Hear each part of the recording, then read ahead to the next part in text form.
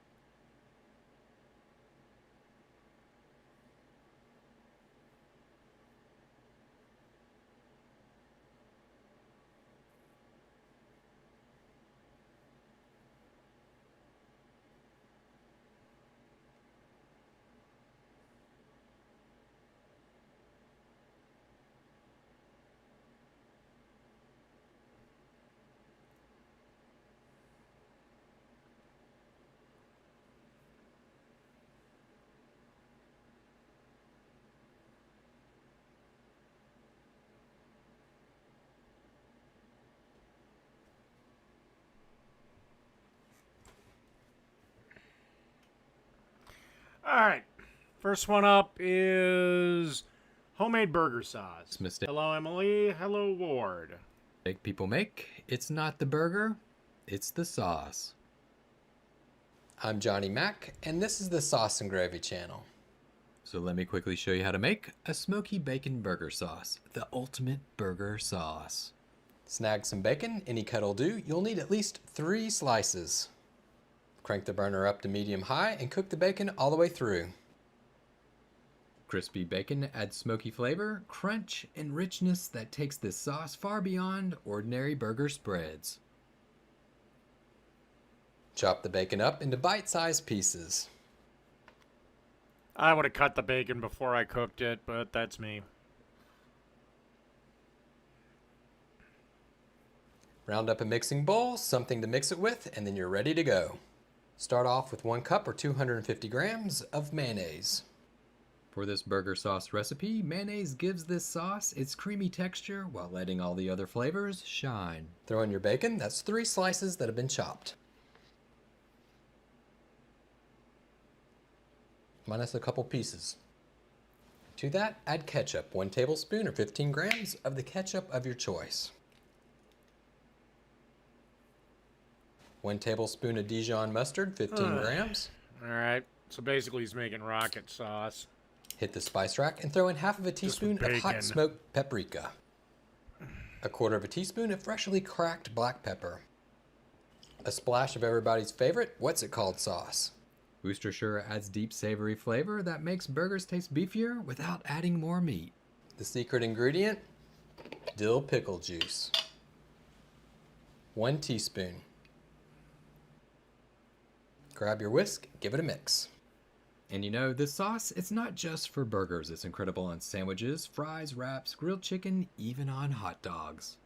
And everybody that watches should know the next step of the process for any good burger sauce. Round up that plastic wrap, cover it, put it in the fridge for at least 30 minutes. Overnight, even better. So check it out. This rested overnight. It's rich, it's creamy, it's perfect for any fried burgers or burgers that you threw on the grill. Time to give it a little taste test. Wow, that is good. Whew, it's creamy, smoky, packed with bacon flavor. The Dijon gives it a little tang. The ketchup balances it out with a touch of sweetness. That is the perfect burger sauce to take your burger to the next level. Oh yeah, woo! And that's it. That's how you make a smoky bacon Dude, toast your buns. burger sauce. It's simple. The sauce is basically rocket sauce with bacon in it. But always toast your buns. It takes 15 seconds and makes everything a lot better. All right, now we're going to do this little short from Marco Pierre White. Mi amor. Papa. Mi amor. Okay, I guess we're not gonna do that because the fucking thing decided to glitch on me. Alright, I have no idea what this is. Hey there, folks! Welcome back to Sanji's Kitchen, and we're back in the kitchen. It's been a while, but hey, we're gonna actually cook some things. Today on the agenda, we're actually working on the Monster burger, please! You scared me. What? You heard me? Okay, yeah, you were doing the monster burger, as like my partner said. You're gonna have to wait on the monster burger. I gotta. No! I already know that Foxy comes. What is going on here? God, are these people anime freaks? In. I already You're almost there. yeah. At the time of this Sanji's Kitchen, I'm working on Skypiea. I already know just from that I'm not gonna like Foxy. I don't like it, but no, as Rosen said, we were gonna be doing the Monster Burger, which is a Supreme Volume Supreme Burger. I will be the judge of that, but we're not just gonna do a burger because just a burger on itself. Yeah, they're anime. Oh, that's kind of weird. So you know what we're also doing?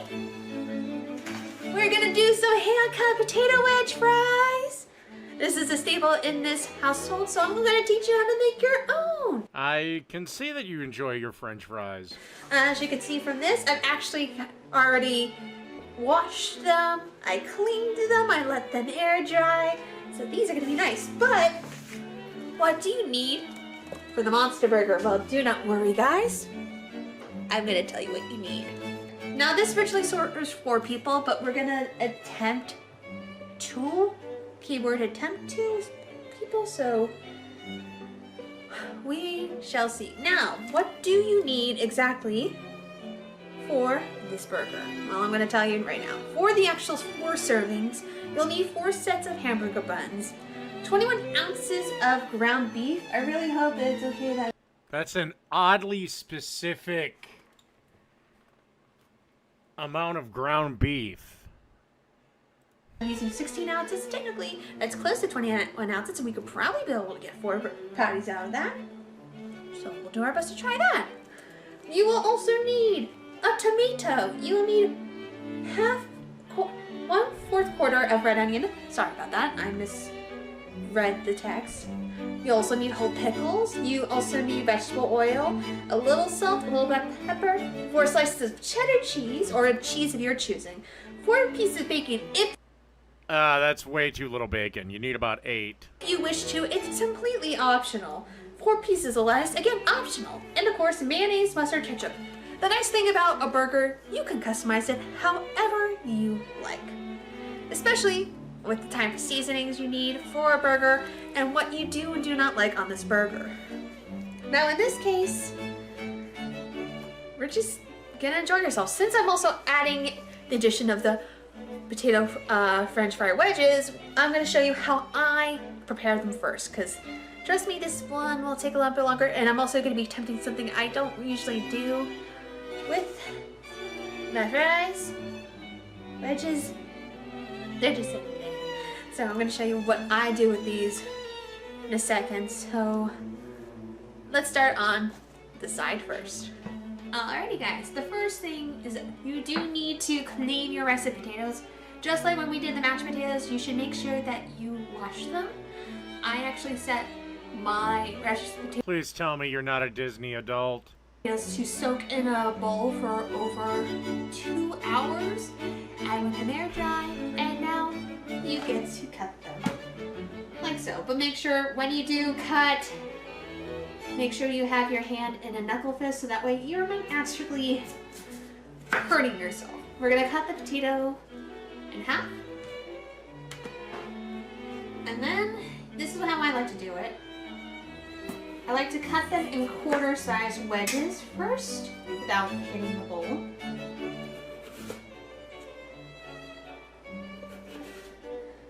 So, they should sort of look like this.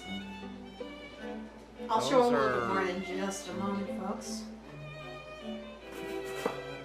My only critique here at this point is if you're gonna make them that big, you really should have skinned the potatoes, especially if they're russet. You can get away with it if it's Yukon Gold or red, but russets for fries anyway, you probably should, with the exception of the tips, should have peeled them, but that's a nitpick. Visual audience is supposed to be roughly about half an inch thick. That's how I like to do my potatoes. And then, like, there we go. See how thick this potato fry wedge is? Very thick. And since we already have it cut, what we're going to do then is we're going to take the knife, have it all together after you fully cut it lengthwise, and then we're going to half cut the ways. Make sure that you are holding on to this, because Dude, you need to sharpen your knife. everything's going to show. Just like this. I'm going to cut this half later. No, everything's falling apart. Oh, dude. No. Dude, this knife work is scaring me. Here we go. Like that. See, look at that. They're all different sizes? Yes. But still made very thick potato wedge type fries. What we're gonna do with these fries is, if you see the metal bowl off to the side, I filled it up with some ice and some cold water, and we are going to... Oh, Jesus. Okay, I've enough with the fucking potatoes.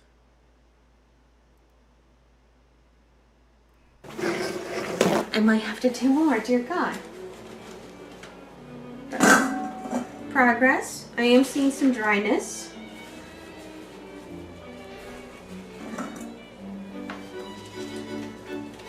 So yay.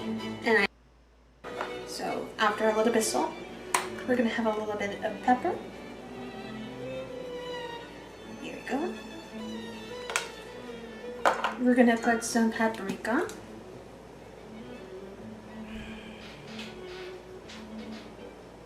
And Yeah, I would I'm give you skipping exact ahead to the measurements of what I burger. would do, but tiny bit of ranch seasoning, just a tiny bit.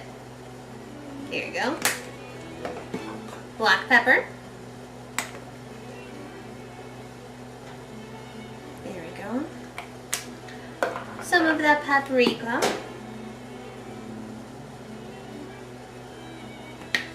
A small dash of cayenne. Just a small one. Hinge. Here we go. And just something different. I'm going to do a tiny little splash of Worcestershire sauce. I love that I showed it to the camera without showing what the actual brand is. Okay. I feel like we could split it into fully incorporated. Or you can do as the recipe follows, is to split the ground beef into 4 equal parts, wrap them individually in plastic wrap, and press hard until mold folds. Now I honestly have tried figuring out how to wrap the plastic wrap. I almost was going to use a Ziploc bag, but Okay, if that's 600 grams, what is that in ounces?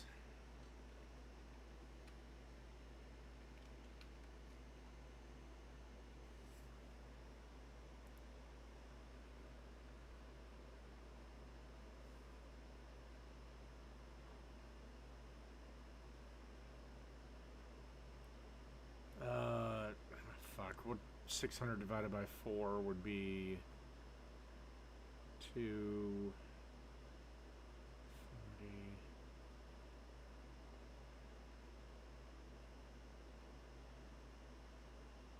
250.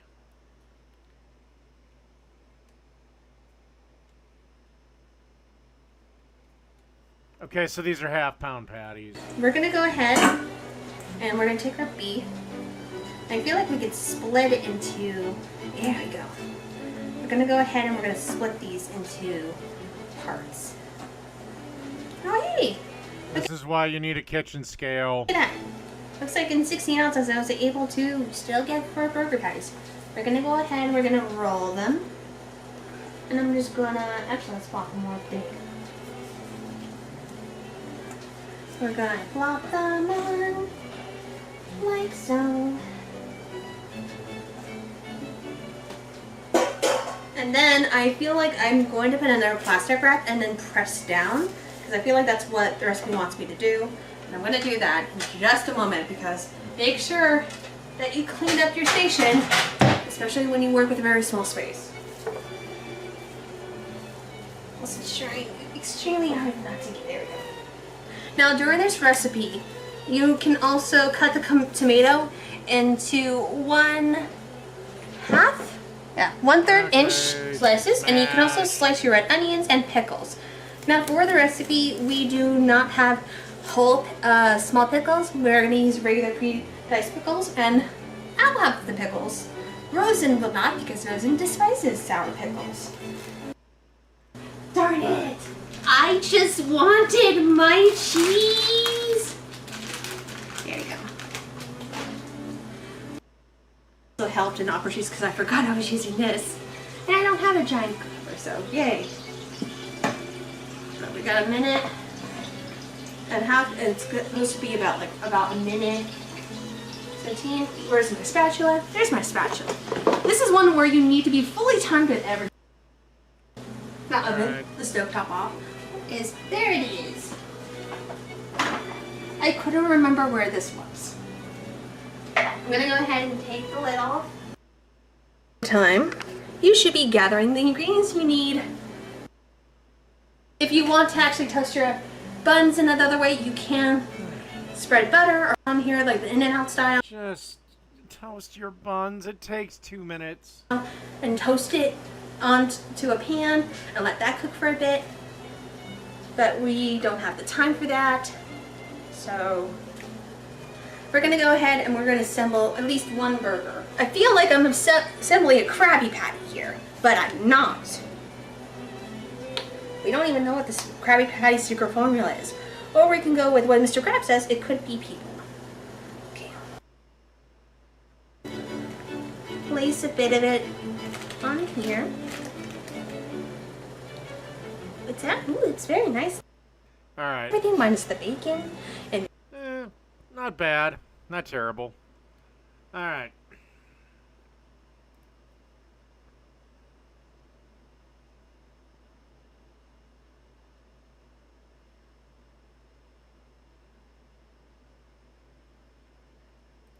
Time for Lazy Man's Chicken and Rice, which is already a lazy meal, so...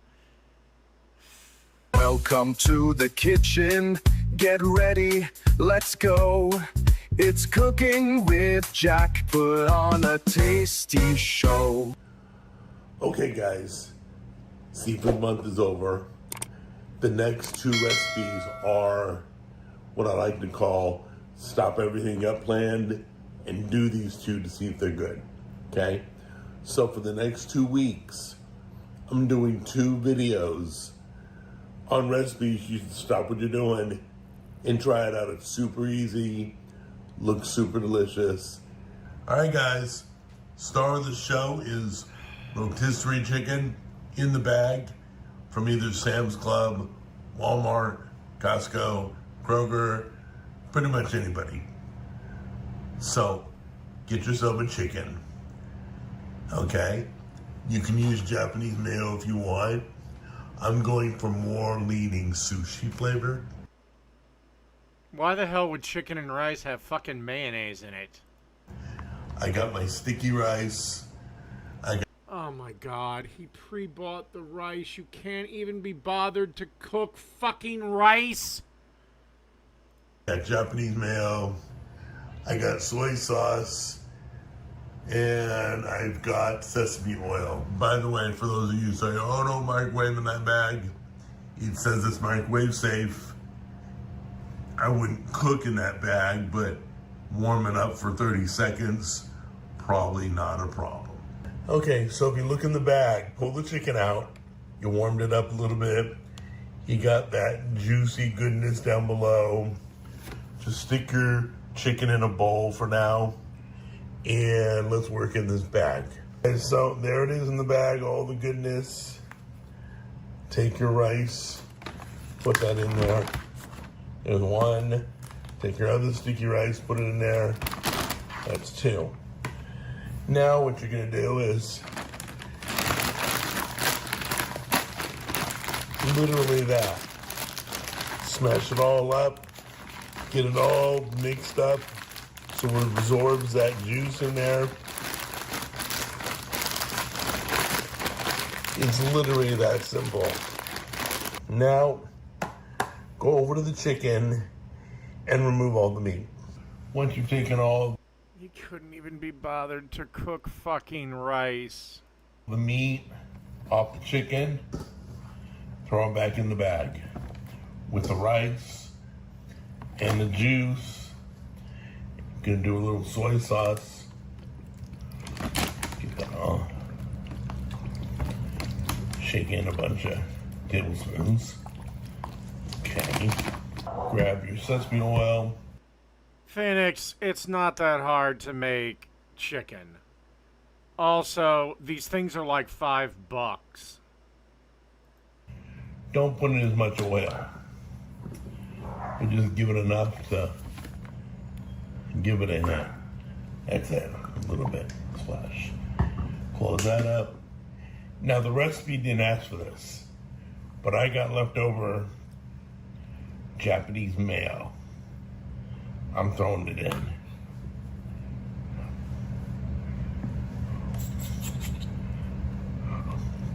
Squeeze a little bit for creaminess. Alright, if you don't want to do Japanese mayo, you can put yum yum sauce in this. Now, I'm going to use the bag Oh and get it no. all mixed up. And then we're going to Fucking the gross. microwave safe bag. So we're going to heat this up. God. If not, you can dump in the bowl, get in the bowl, do whatever you want. Yes, a bowl would have been good. Why the mayonnaise is in there? I don't have the first fucking. What the fuck are you doing? Alright guys, throw a little Italian seasoning on top. You can do salt, pepper, garlic, onion, whatever you want. Took a few ingredients, little squishing, little meat pulling, that's about it. Before we try this, you can do yum yum sauce if you don't like the Japanese mayo. You can use Alfredo sauce, I don't care. Mix it up. Season differently than I did. I just did Italian seasoning. Let's give it a try.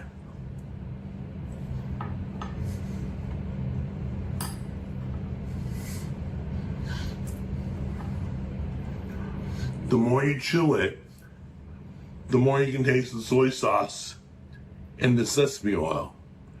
So, they're really good. You can throw seaweed in this. You can throw green onions. Please don't. Phoenix, every apartment and house has a goddamn stove in it. And okay, if you don't by some miracle have one, buy a fucking toaster oven. God, I love the perpetual victimhood of people on the left.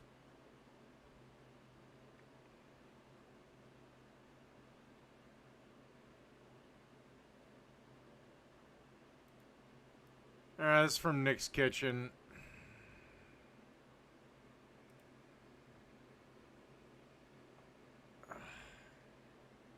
You've ever had.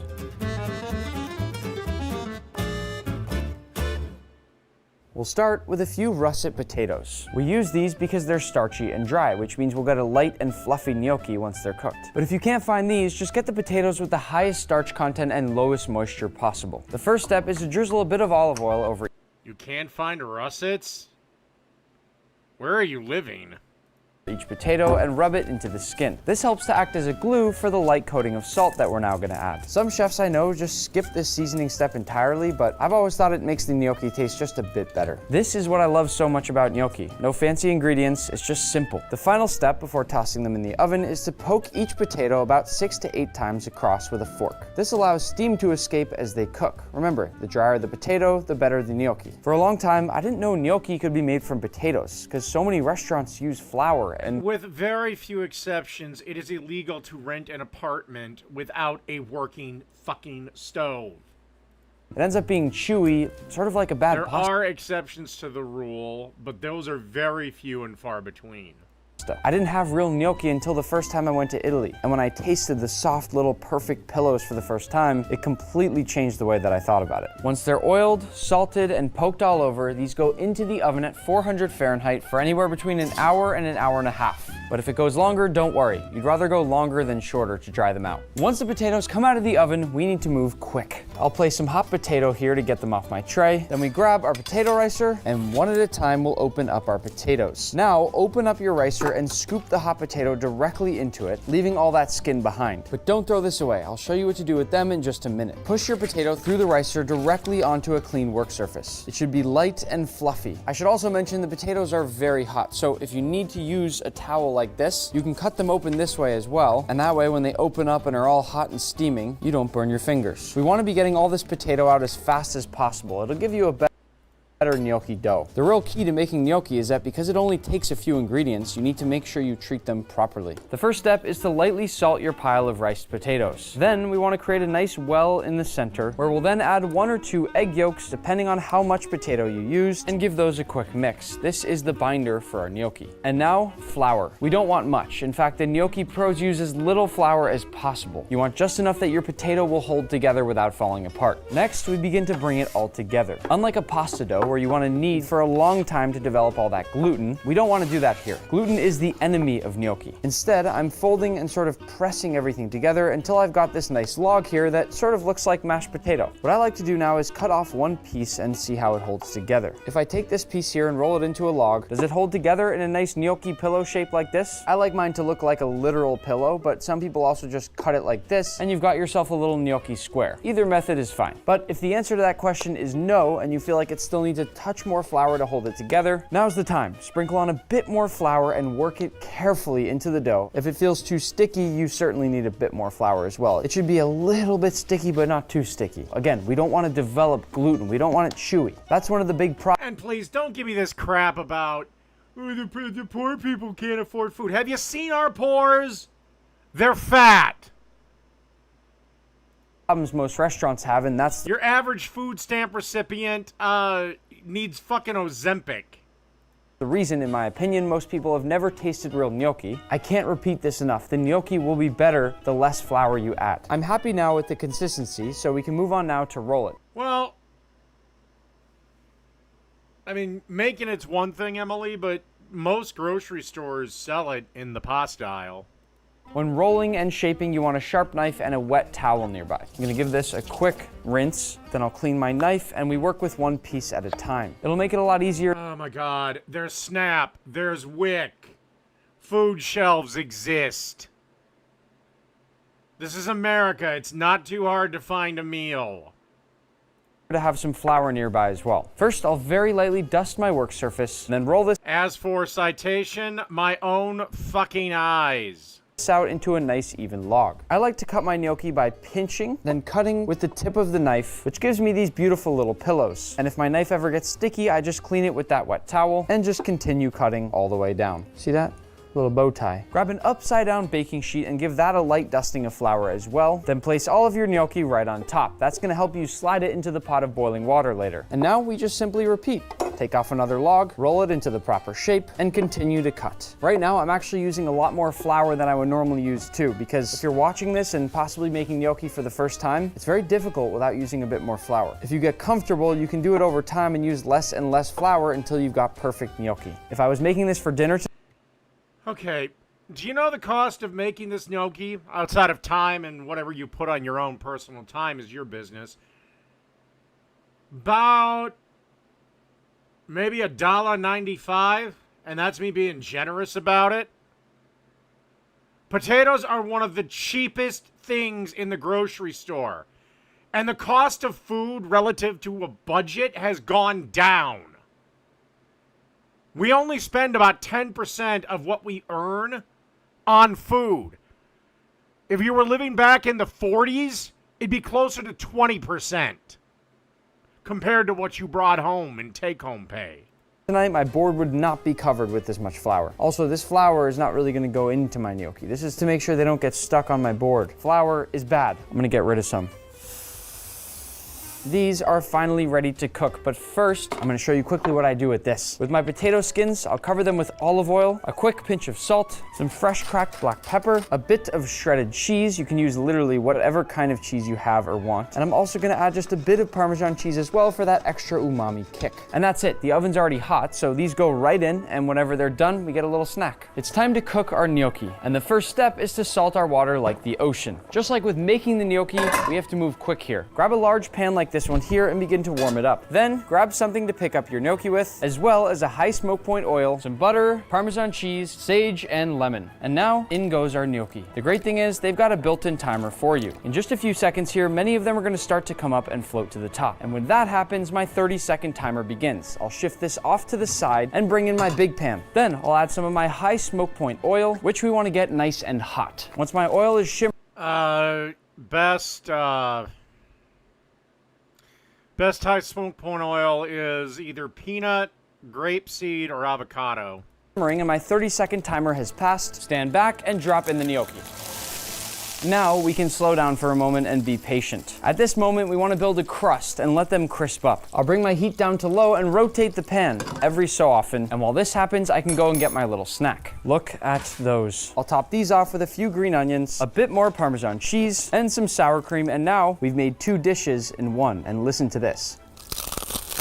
It's almost just like getting free potato chips on the side. The ones I've made here taste Well, hell. Why throw it away when you can use it? like if sour cream and onion chips were actually real. But let's not forget, this is what's most important right now. We're now going to add some butter. And I'm gonna say this now very clearly. Are you ever not a victim, Phoenix? If you are making this at home, I'd probably stick with using a non-stick. Jesus Christ, I remember years ago there was a story about a kid who was going to culinary school and he was born without arms. He just used his feet.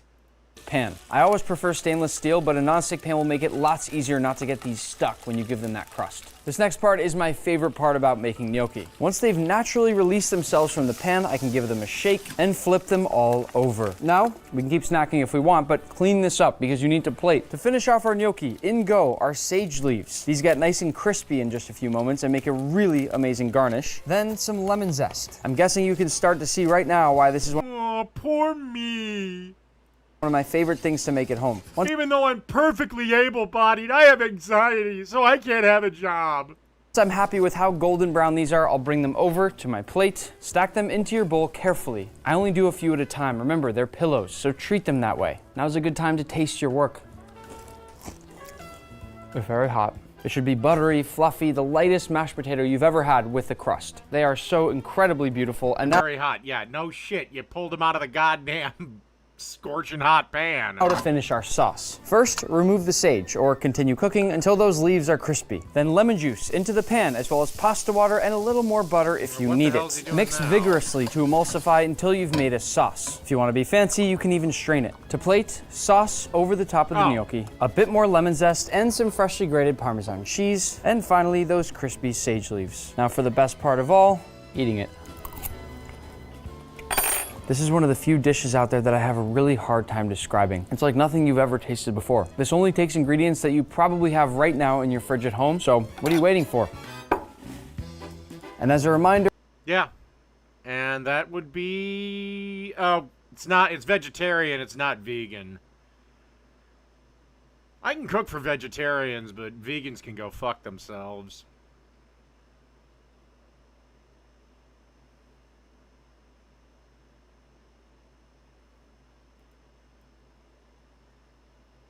Alright, homemade hamburger helper. Are steady rising, so let's make a $10 homemade hamburger helper. Okay. I don't know about y'all. Funny, I gotta think, even with... Well, this is probably better for you. But I gotta think hamburger helper would still be cheaper, but anyway. But I grew up on the box version, but today we're making it homemade for more nutrition. Always make it homemade, and there's some of the easiest recipes that you can look up on any website. And extra flavor. Get your ground beef or turkey, add bell I mean, I could literally do the entire hamburger helper line from scratch. It's not that hard. pepper and onion and cook that until it's all the way brown. Go in with your garlic powder, onion powder, and all-purpose. Add a spoon of tomato paste and 1 cup of tomato sauce. Add your 2 cups of chicken broth, and this is optional, but I add just a sprinkle of chicken bouillon. Add a cup of heavy cream, and y'all, this is honestly the best pasta that you can use. It'll Okay, hold on. I gotta back up. Sorry. your flavor. Get your ground beef or Okay, hold on. homemade hamburger helper. I don't know about y'all, but I grew up on the box version, but today we're making it homemade for more nutrition and extra flavor. Get your Okay. ground beef or turkey, So looks like a pound of ground beef. add bell pepper Looks like about 1 bell pepper diced. and onion I'd say probably a quarter of an onion diced. and cook that until it's all the way brown. Or a very small onion. Go in with your garlic powder, onion powder, and all-purpose. Add a spoon of tomato paste and 1 cup of tomato sauce. Add your 2 Okay. cups of chicken broth, and this is Alright. optional, but I add just a sprinkle of chicken bouillon. Add a cup of heavy cream, and y'all, this So she's basically making kind of a rosé sauce. is honestly the best pasta that you can use. It allows the sauce and the meat and everything You know, I don't think I've ever cooked with that particular shape. to really get up in there. Now you're gonna put the lid on for about 15 minutes, take it off, add your cheese, pop the lid back on, and y'all, this was so good. Even my 1-year-old tore it up. Grocery prices are steady rising, so Nothing wrong with it. Quick, easy weeknight meal. Probably took her 15 minutes. Maybe 20. The only thing I'm not the biggest fan of, but this is me, and this is a nitpick. I generally don't cook my pasta in my sauce. I usually cook it separately because pasta releases a shit ton of starch as it cooks. So I just don't like the taste of it if it's cooked in the sauce. So I always just cook it separately and then add it. But like I said, that's splitting fucking hairs.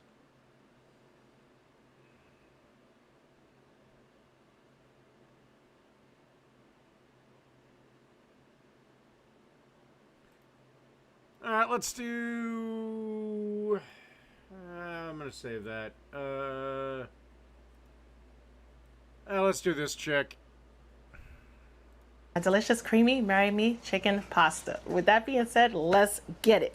All right, as you can see, we have our chicken breast here that's cut up into So, like, if I enjoy the meal, I have to get down on one knee then? bite-sized pieces. Make sure you rinse your chicken breast off first before you start to incorporate seasonings. But nevertheless, we're going to start with a drizzle of oil. All right, it's going to help with the marination process. We're also going to add some garlic powder. Add a good amount of garlic powder for that nice garlicky flavor. And besides, I have about 2.5 pounds of chicken, so yeah. Onion powder.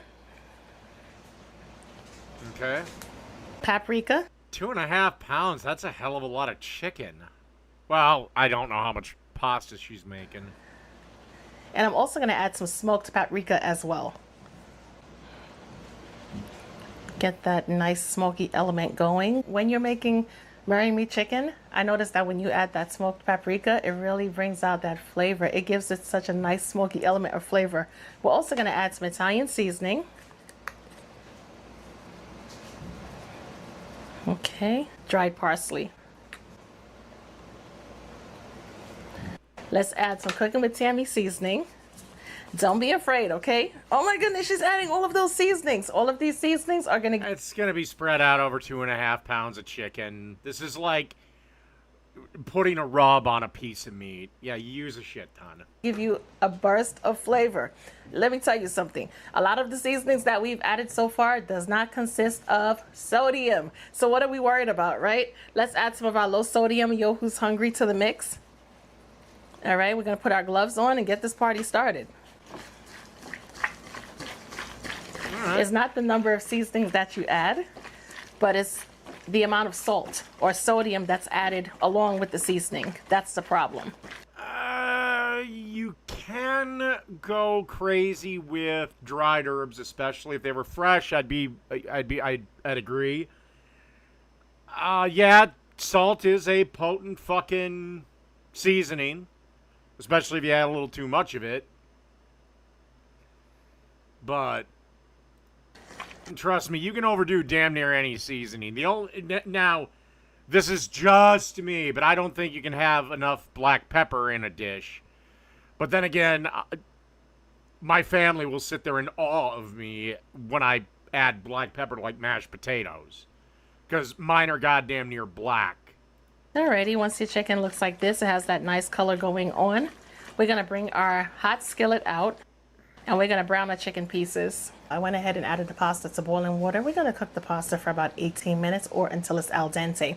However, here's the thing. I know we all use different brands of pasta, right? What the fuck? Hold up, back the fucking train up. Brown the chicken pieces. I went ahead and added the pasta to boiling water. We're gonna cook the pasta for about 18 minutes or until it's 18? Dude, that's gonna be mushier than fucking goddamn Joy Behar's cunt. 18? Please say you just misspoke and you meant to say 8. al dente. However, here's the thing. I know we all use different brands of pasta. Okay, right? if you want al dente, you cook it in this particular brand, this particular shape, you cook it for 10 minutes. If you go to 18 and it's your pasta, you cook it how you like, it's going to be mushy. Right? You're going to refer to the back of the box for... And you have gorgeous teeth. those cooking instructions, but whatever you do, do not overcook the pasta because we're going to be adding it to the oven later. Oh no, don't do that, don't do that. Unless you're gonna do a pasta salad, you just rinsed off all the goodness.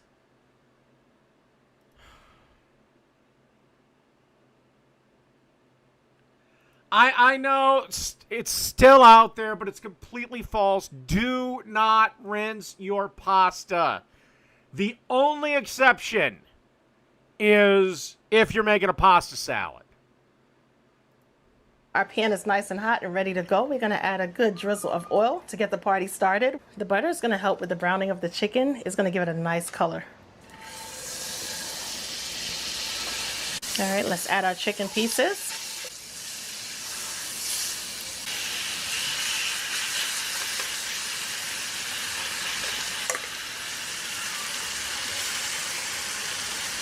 I was going to say that burner might be a little too high. Seems like she's not burning the butter. Browning it a little bit, but that chicken should cool it now. We're going to make sure that the chicken has the right amount of surface contact in order to brown the chicken pieces perfectly. After about 2 to 3 minutes of browning, we're going to go ahead and flip the chicken over. Allow it to cook for another 2 to 3 minutes on the other side as well. Cooking on medium-high heat. All right, that looks good. Ooh, for chicken, that's a little high, and some of these pieces are not done. And the smells You're scaring me. absolutely Rare steak is delicious. Rare chicken is not. inviting. It smells really good so far. The flavors are definitely there. Well, if you want to rinse your pasta, go ahead. It's not a crime. But just try eating it and not rinsing it. The product is just better. But like I said, it's your pasta. You do it how you want. And like I was saying, right, earlier, I'm not going to propose legislation to outlaw it. while I was seasoning the chicken, stop being nervous when it comes to putting flavor into your foods. It's not going to cause a problem because, as I said before, they're not salted ingredients. If it's salted seasonings, then I would worry. But it's not seasonings that contain a ton of salt. Well, also, the other thing is the butter and oil that you put in. You lost a ton of seasoning just by moving these pieces around. It's like when you season a burger or a steak or a whole piece of chicken or something. You're going to lose 30% of the seasoning when you go to flip it. And 30% when it first hits the pan or the grill or the whatever. Some of the seasonings obviously has no salt within it. So it's like, what are you afraid of, right? I'm going to remove the chicken from the pan. And if the chicken is not cooked all the way through, that's not a problem because eventually we're gonna place it into the oven and the cooking process at that point in time is gonna be completed. We're gonna place our chicken pieces into the bowl, of course. To the same pan, we are gonna add some more butter. All right, as I said before, we're gonna be making the sauce at this point in time. Allow the butter to break down. All right, I'm gonna get my garlic ready to go. The only little thing I might have done differently is I would have splashed maybe a little bit of red wine to clean up some of that fond on the pan. As soon as the butter is melted, we're gonna be adding our garlic to the mix. Cook the garlic down for about 20 to 30 seconds or until the garlic becomes fragrant, whichever happens first. We are gonna add our You got a lot of fond. That's a lot of flavor. Dried tomatoes to the mix.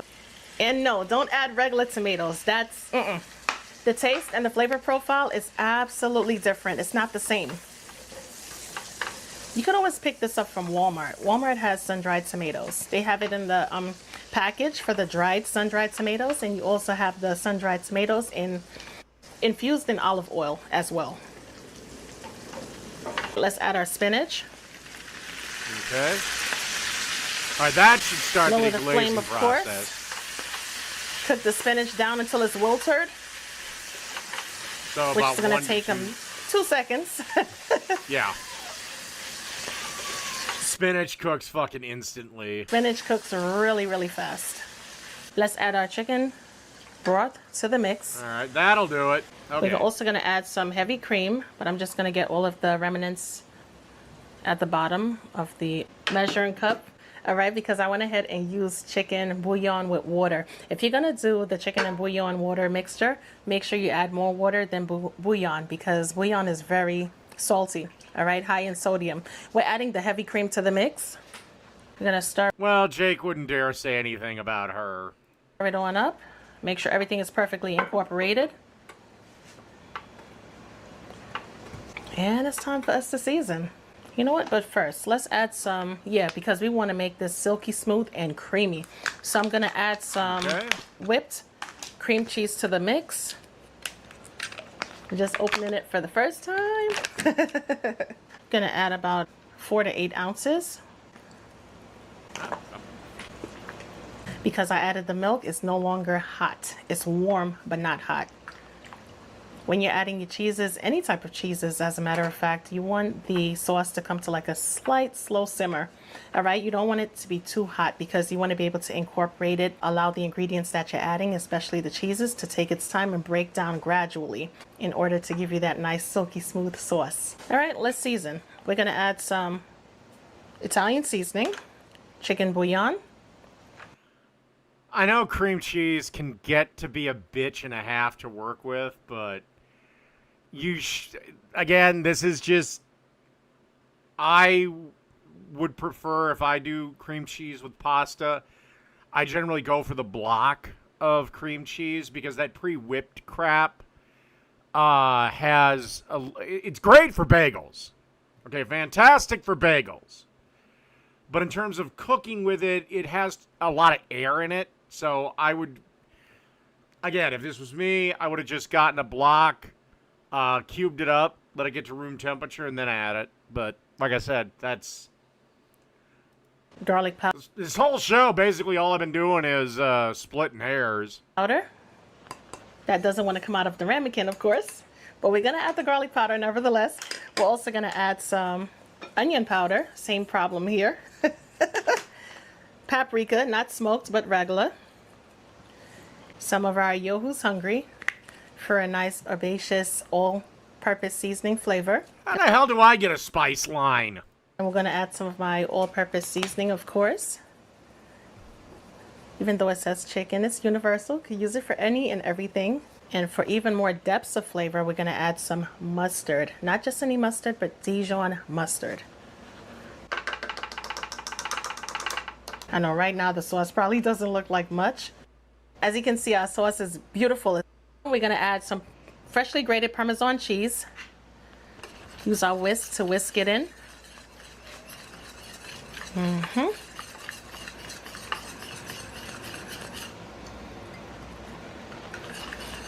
This is not just any Marry Me chicken sauce. This is $1 million Marry Me chicken sauce. So we're adding extra things that's going to contribute to making it taste even better. All right, sauce is starting to thicken up, which is perfect. You could add some Pecorino Romano to this as well, but I don't have any on hand. But what I do have is some of our dried Parmesan cheese as well. I kind of need to use it up, so that's why I'm going to... Oh, no. Not the can. Oh, shit. Damn it.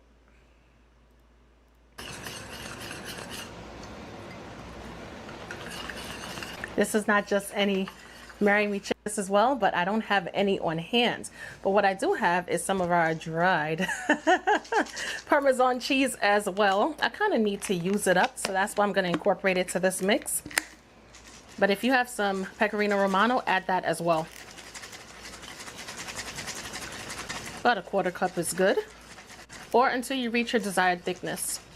Continue incorporating. As you can see, our sauce is a lot smoother. We're going to continue whisking until it becomes even more smooth in texture. We're going to add our pasta to our Marry Me chicken sauce. All right, let's reserve just a little bit of pasta. I want the ratio to be perfect.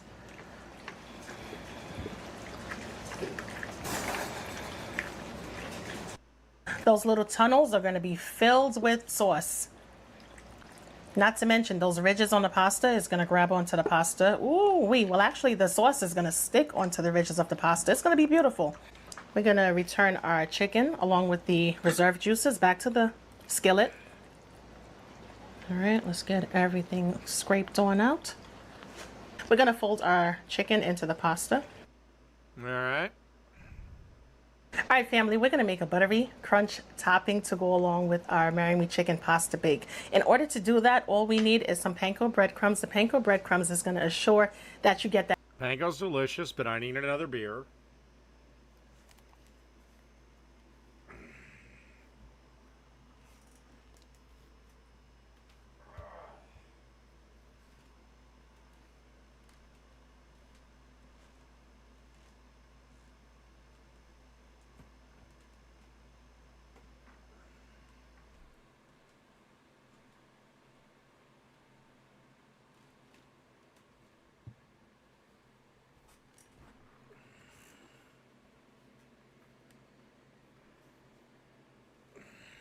That nice crispy crunch that you're looking for. However, I know you're probably like, but all I have is breadcrumbs. I'm gonna leave a substitution maybe in the description bar area that you could use instead of panko, but the panko is definitely the best way to go. Oh, stop being a bum and get some panko. It's right in the same aisle. And it's, I think, the exact same price as regular breadcrumbs. All right, we're gonna add some panko to our bowl, along with a pinch And of for this, I would definitely go with panko. salt, ground black pepper. Let's add some. Look, you're a sweet lady, so let me give you a pro tip. Get yourself a pepper grinder. Garlic powder. Product is 10,000 times better. Italian seasoning. Parmesan cheese. This is freshly grated. We're just gonna mix it on up. Make sure everything is perfectly combined. We're gonna add our melted butter and continue to mix it up. Make sure all of the panko is combined with the butter. You don't want dry panko, okay? You want it to be nice and buttery and garlicky. And you want those pops of Parmesan to come through as well. As you can see, our panko is perfectly saturated with our butter, right? And it still has that beautiful crunch going on.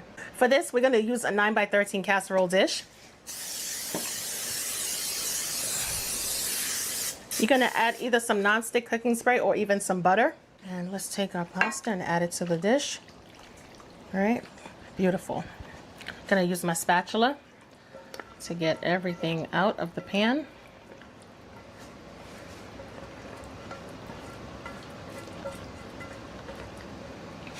We're gonna spread the pasta evenly out into the casserole dish. We're gonna take a handful of freshly grated mozzarella cheese and we're gonna add it to our Marry Me chicken pasta. I'm gonna add a small amount of parsley. Perfectly fine, but I would have I'd added the parsley at the end. Let's add some Parmesan cheese. You can save the parsley for later. You don't have to add it now.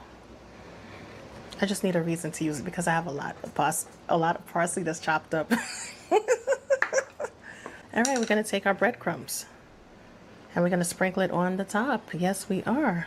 Let's take our parsley and incorporate it throughout the breadcrumbs as well. All right.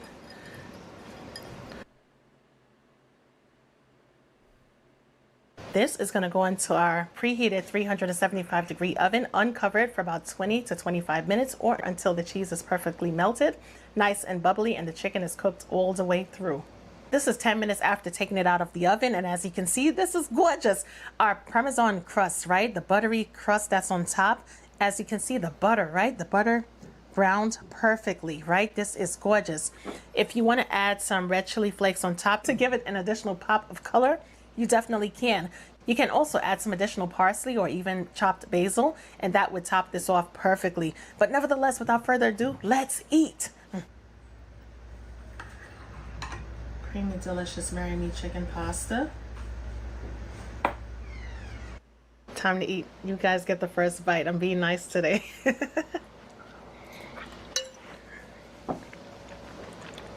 Alright, I'd eat the shit out of that. Alright, next up is...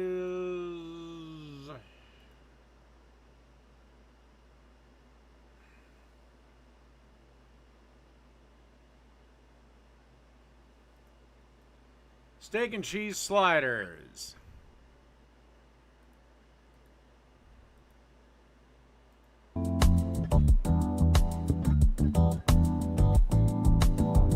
Alright guys, you seen that title in the thumbnail, so you already know we got sliders on the menu today. One of my favorite type of appetizers. They go with any type of get-together, especially when it's around sports time. I'm gonna show you guys how to make these steak and cheese sliders. Y'all ready? Get in your kitchen, let's go. Alright, so let's quickly go over these ingredients real quick. Of course, these ingredients can always Wait a second, I think I've done this one before. be found on my website, IJustCookALot.com or allwingseverything.com. Right here we have our rolls. We have some provolone cheese here, mayo, onions, black pepper. We have some thinly sliced sirloin steak here. Now you can use any steak of your preference. It's totally up to you. I like the sirloin for this right here. Yeah, I know I did this one. Alright,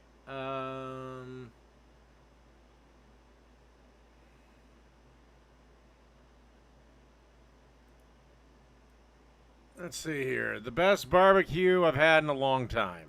Barbecue. If this is your first time to the channel, then welcome. If you've been here before, then welcome back. Today we are going to be making something that I've never heard of before, but I've recently started seeing online, and they are called Wisconsin Heart Attacks. It's a brat, delicious, stuffed with string cheese, delicious, wrapped in a jalapeno, delicious, and then wrapped in bacon and smoked and sauced until it's absolutely perfect. I can't wait to try these. Let's jump in and get these prepped up right now. All right, so we're just gonna run through the ingredients real quick. I have some center cut bacon here. If you guys been watching my channel, you know I like the center cut bacon for wrapping stuff in bacon. I just think it's a little bit thinner, cooks a little bit better. I have some Johnsonville regular brats right here, always a good choice. And then I have some large jalapenos that I cut the ends off of just so we can kind of wrap these around our brats. I did scoop the seeds and the veins out, so this is just going to fit around the brat. I do recommend getting the biggest jalapenos you can in order to do this. It's obviously not going to cover the entire length of the brat, but there's going to be enough there where it's going to be delicious. And then I just have 5 sticks of regular good old-fashioned cheese here. If you guys are wondering what happened here, caught myself with some bacon grease, so always be careful. Damn! Dude, you caught yourself bad. And yeah, so I've never made these before. I've recently started seeing them online. I mean, the one that I've got on my arm that's been, I don't know how many videos, I got that getting burned by the oven. I've seen them from a couple different people. I can't remember the names, but the ones I have seen didn't utilize the jalapenos. Doing some research on them, they said to use the jalapenos, so I like jalapenos. That's what we're gonna do. So the first thing we're gonna do is get our brats out of the packaging here. And we're just gonna lay these out. And then what we wanna do is we wanna split these casings like so. No worries, DeJuice. I've seen people leave the casings on and do these. I don't know how much sense that makes. I think I'm gonna take the casings off. That way I can form the brats a little bit better to the string cheese. So all you gotta do is just take that casing and conform it to the jalapeno half. off like so. Now you have a skinless brat, doing. which are also very delicious. So I'm gonna get the rest of these split open here. All right, so now that we have all of our brats split open, and I'm sure you could use like breakfast sausage or something if you want, and then just eliminate the need to take those casings off, but I like the flavor of brats, so that's what we're going with today. And we're just gonna kind of open these up here a little bit. Yeah, I'd love to know what the fuck Just he's doing. like so. And the nice thing is you can form these after the fact. So we're just going to kind of open it up. And then we are going to take our string cheese and put it right in the middle. And then we're just going to encase the string cheese So he's basically with turning a bratwurst into the a brat juicy meat Lucy. here. The nice thing about doing it this way is you can kind of just pinch them, seal them, make sure everything is sealed up nicely. And you don't really have to fight the skins on this. The other thing that I like to take the casings off is because when you case them, they kind of have this arc like this. And I think they're just going to look better in a straight line like so. So we're just going to take and form this up as best as we can. You can even kind of roll it to keep the shape if you so choose. And there we go. We have our string cheese completely encased in there. Now we're just going to grab a half of a jalapeno and another half of a jalapeno and throw it on there just like so. Just like that. Okay, again, this is a nitpick, but I have two red flags. One, is that enough meat to keep the cheese in so it doesn't just melt all over the fucking place? And two, why wouldn't you just use 2 jalapenos? Or cut your cheese and then, like, carve these brats up into custom sizes and do it like that. So, like, the jalapeno runs the length of your snack here. And then at this point, we're going to wrap it in bacon. That's what the bacon's going to do, is help hold this all. Well, he said you could leave them in the casing. I personally, for this, if it was me, I wouldn't. But I would take this meat and then form it into shorter logs so they fit the jalapeno all together. So I'm going to grab a piece of bacon out of here. Then what I like to do is just kind of stretch this bacon out so you get more coverage when you're wrapping. So we're just going to stretch it out like so.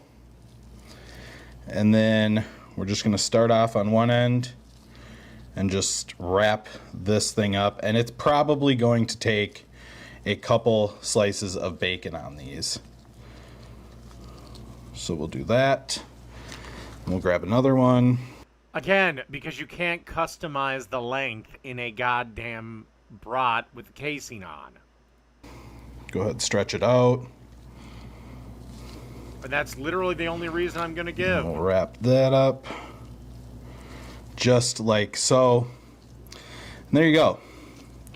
That is a Wisconsin heart attack. Of course, we're going to season these up and then we're going to sauce them at the end of the cook. But that is essentially what you are looking for right there. So I'm going to get the rest of these prepped up off camera because as you can see, it takes a little bit of time. So I will bring you back when it's the next step in the process. We will see you then.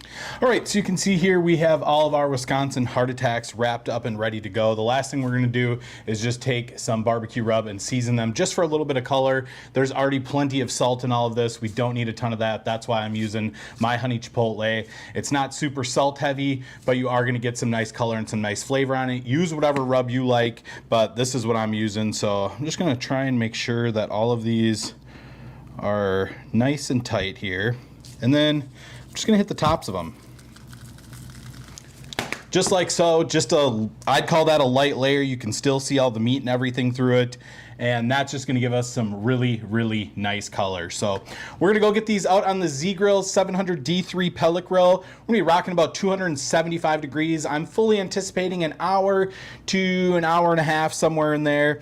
I just wanna make sure this bacon's done. I know the brat's gonna be done. I know the cheese is gonna be melted. I don't like soggy, mushy, half-cooked bacon on my stuff. So if I have to sacrifice the brats to get... Oh shit, she's freezing her. Well, it's not quite as pathetic as Anita Sarkeesian marrying herself. Better bacon, I'm fine with that. This bacon's gonna help keep all the juices on the brats, or in the brats, nice and locked in, so. AOC, don't freeze your eggs. Just quit Congress and become a mommy. Check them out, looking really good. Let's go get these out onto the Z-Grill 700 D3 right now. All right, so we have the Z-Grill 700 D3 coming up to temperature right now, coming up to 275 degrees. I want to thank Z-Grills for sponsoring today's video. Look, I've been using this Z-Grill 700 D3 for probably over a year now as my daily driver. I love that it's nice and compact, but still holds a lot. I can get it in and out of my garage easy. It's light, and you know what? It does a dang good job. It doesn't matter if it's super cold outside, super hot outside. This thing just works. I clean it when I have to, and it just does the rest for me. So we're gonna get this up to 275 degrees. Let's go ahead and get these on. A little extra smoke never hurt anything. Thank you, Z-Grills, for sponsoring today's video. Let's get these Wisconsin Heart Attacks rolling right now. All right, so we're coming up to temp here. We're sitting at about 155 degrees, and that is close enough for me. We're gonna get these on here dead center. Now, one of the reasons I like the rack is for transport, but also it's gonna help keep that bacon from sucking up and hopefully help keep everything nice and wrapped. There might be a couple that get a little unraveled. Doesn't matter, they're still gonna taste the same, but I think the rack does help just kind of hold everything together. So I'm gonna get this shut down, set a timer for 1 hour, and then we'll bring you back and see how these are looking. See you then. All right, guys, so in case you're wondering why we're inside right now, we just had a big thunderstorm come through. It is raining like crazy right now, so I just brought these inside and threw them on a small baking sheet to get them sauced up. Hopefully by the time the sauce is set, the storm has passed. I'm really hoping so. I have over 150 pounds of brisket to cook tonight for a charity event tomorrow, so I'm not trying to do that in the rain, but I just want to show you. How hard is it raining? You these things. Check that out. Oh, I'm sure these are delicious, but they're called heart attack brats for a reason. Absolutely beautiful right there. They look fantastic. That bacon is nice and crisped up right here. I have the Blues Hog hot honey sauce that I used in last week's video. I've really mellowed out on pellet grills. I get it. I still like to use wood chunks and charcoal and shit like that and old school. But I get it with pellet grills because people have shit to do. And pellet grill is set it and forget it. It's almost like a slow cooker. Like this stuff. I just took and filled up a cup full of warm water and popped this sauce bottle in there just to, you know, heat it up a little bit, just so it's not so thick. And all we're gonna do is just kind of glaze these up here, and I think this hot honey is going to pair well. We got a little bit of the sweet from the sauce to offset the saltiness that's in all of these ingredients, because this is definitely a big old sodium bomb. But you know, it's not like you're going to sit and eat all these yourself. You know, when I make these, I do what I have to in the package. It's not like I'm sitting down and eating these. I give a lot of this stuff away to people, have them try it, but I don't eat all these myself. I mean, that would be insane. I'd be rather unhealthy if I did that, but it's still fun to cook fun things like this. This would be great for a game day appetizer, and you know. Well, and or just have this once a week and the rest of the week eat relatively healthy. Know what? We have football season coming up. Yesterday was the Hall of Fame game. It was just nice to see a little bit of football. So I'm very happy that Yeah, except the one reason I gave is reason enough. Fuck you. we have football season upon us. And I'm just going to glaze up a little bit more here just to let that sauce kind of run down. Yeah, the preseason's starting pretty quick here. Not that I give a crap about the preseason. And it just pretty much coats it itself. You don't really have to worry about. I'm sorry, I can't tell you how many times like a team's gone 4-0 or 3-0 in the preseason and then been dog shit during the regular season. So I don't even bother with the pre. Using a brush or anything. If I happen to be at home and I happen to catch the game, I'll watch it, but I don't go out of my way for it. Strategic about this. Let it hit the sides. Just like so. We'll let it get this side. And these are looking so good. And then what you can do, you got all this excess sauce on the bottom. If you want to sauce the bottom when they're done, you just take them off the grate, dunk them in that sauce on the bottom, and you have complete sauce coverage. This is going to be good enough for me. They look so good. I mean, check that out. Nice shine on there from that hot honey. I can't wait to try these. Unfortunately, we have to get them on the smoker for, I don't know, 5-10 minutes and let that sauce tack up. These are going to be amazing. I'm going to go get these back on the Z-Grill 700D3, 275 degrees. And if the rain has subsided by the time these are done, I'll bring you outside to show you what they look like. Otherwise, you'll see them right here in just a few minutes. See you then. All right, and just like that, after 5 minutes, you can see these are looking absolutely beautiful. I'm gonna let these cool off for just a few minutes. I'm sorry, it was still pouring rain outside. I wasn't bringing my camera out in that. I'm gonna let these cool for about 10 minutes. We'll slice into it, see how we did. Looking absolutely beautiful. See you in just a few minutes. All right, so you can see I have one of our Wisconsin heart attacks right here, ready to go. Let's slice it in half and see how it looks.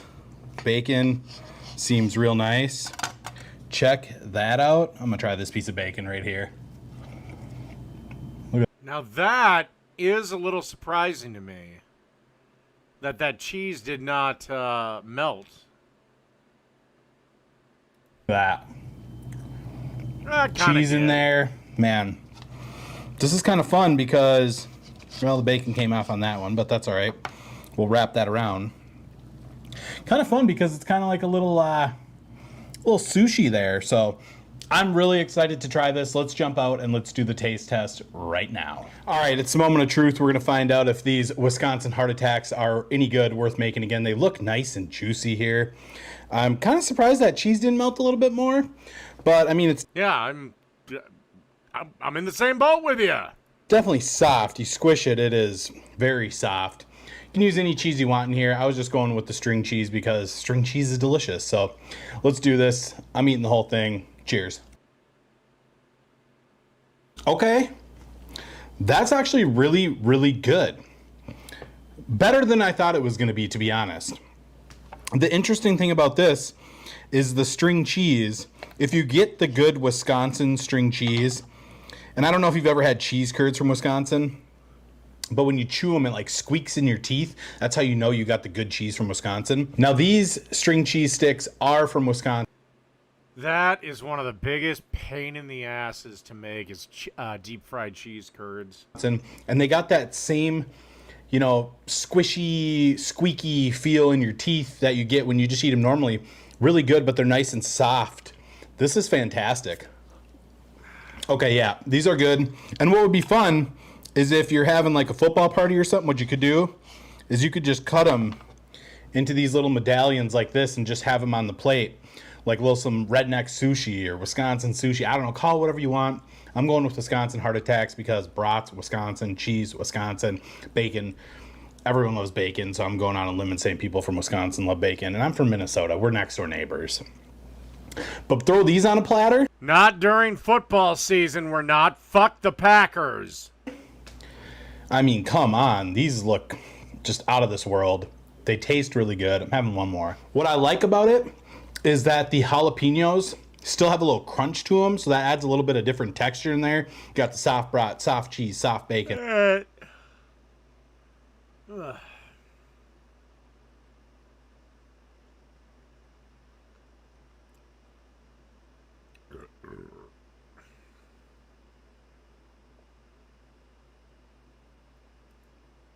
Alright, last one of the day. This is paneer pasta. Welcome back.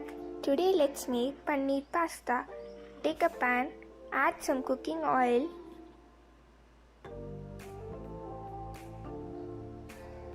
add some fenugreek or cumin,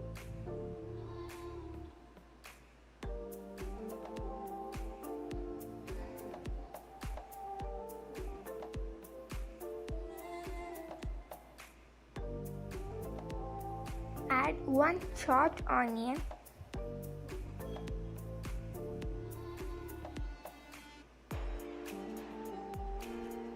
add required amount of salt, saute them until they get golden brown, add 1 teaspoon of ginger garlic paste, add 1 chopped tomatoes,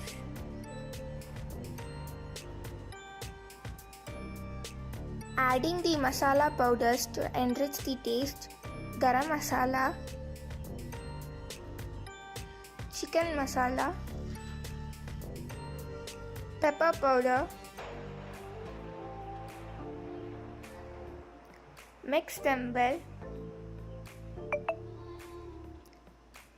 add some required amount of tomato ketchup. This can't be American. That ketchup is way too thin. And soya sauce if required.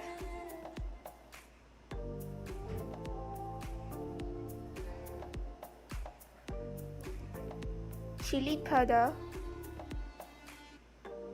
Add some water. Allow them to boil well. Add some grated paneer. Paneer is an... Oh, they win, Iron Gullet. And then at some point in the season, they will break my heart. Be it a crappy season, and I'm not hopeful for this one, because the first time the coach of the Vikings, I keep forgetting the guy's name, literally said, well, we've got a lot of areas to work on. It's like, oh, fuck, this is going to suck. Excellent source of high quality protein, which helps in building and repairing our muscles. And they are rich in calcium and also contains healthy fat, phosphorus and vitamin B12, making it a nutritious addition to our meal. Mix the paneer well.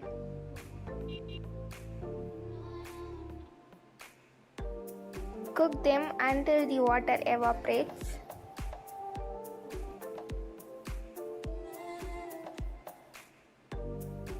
Add the boiled pasta.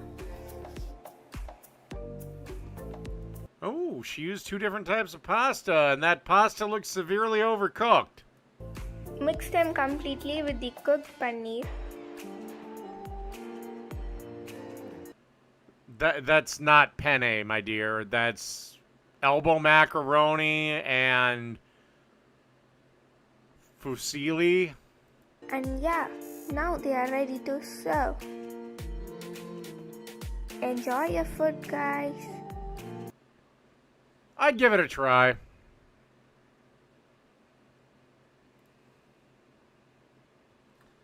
Alright, definitely last one.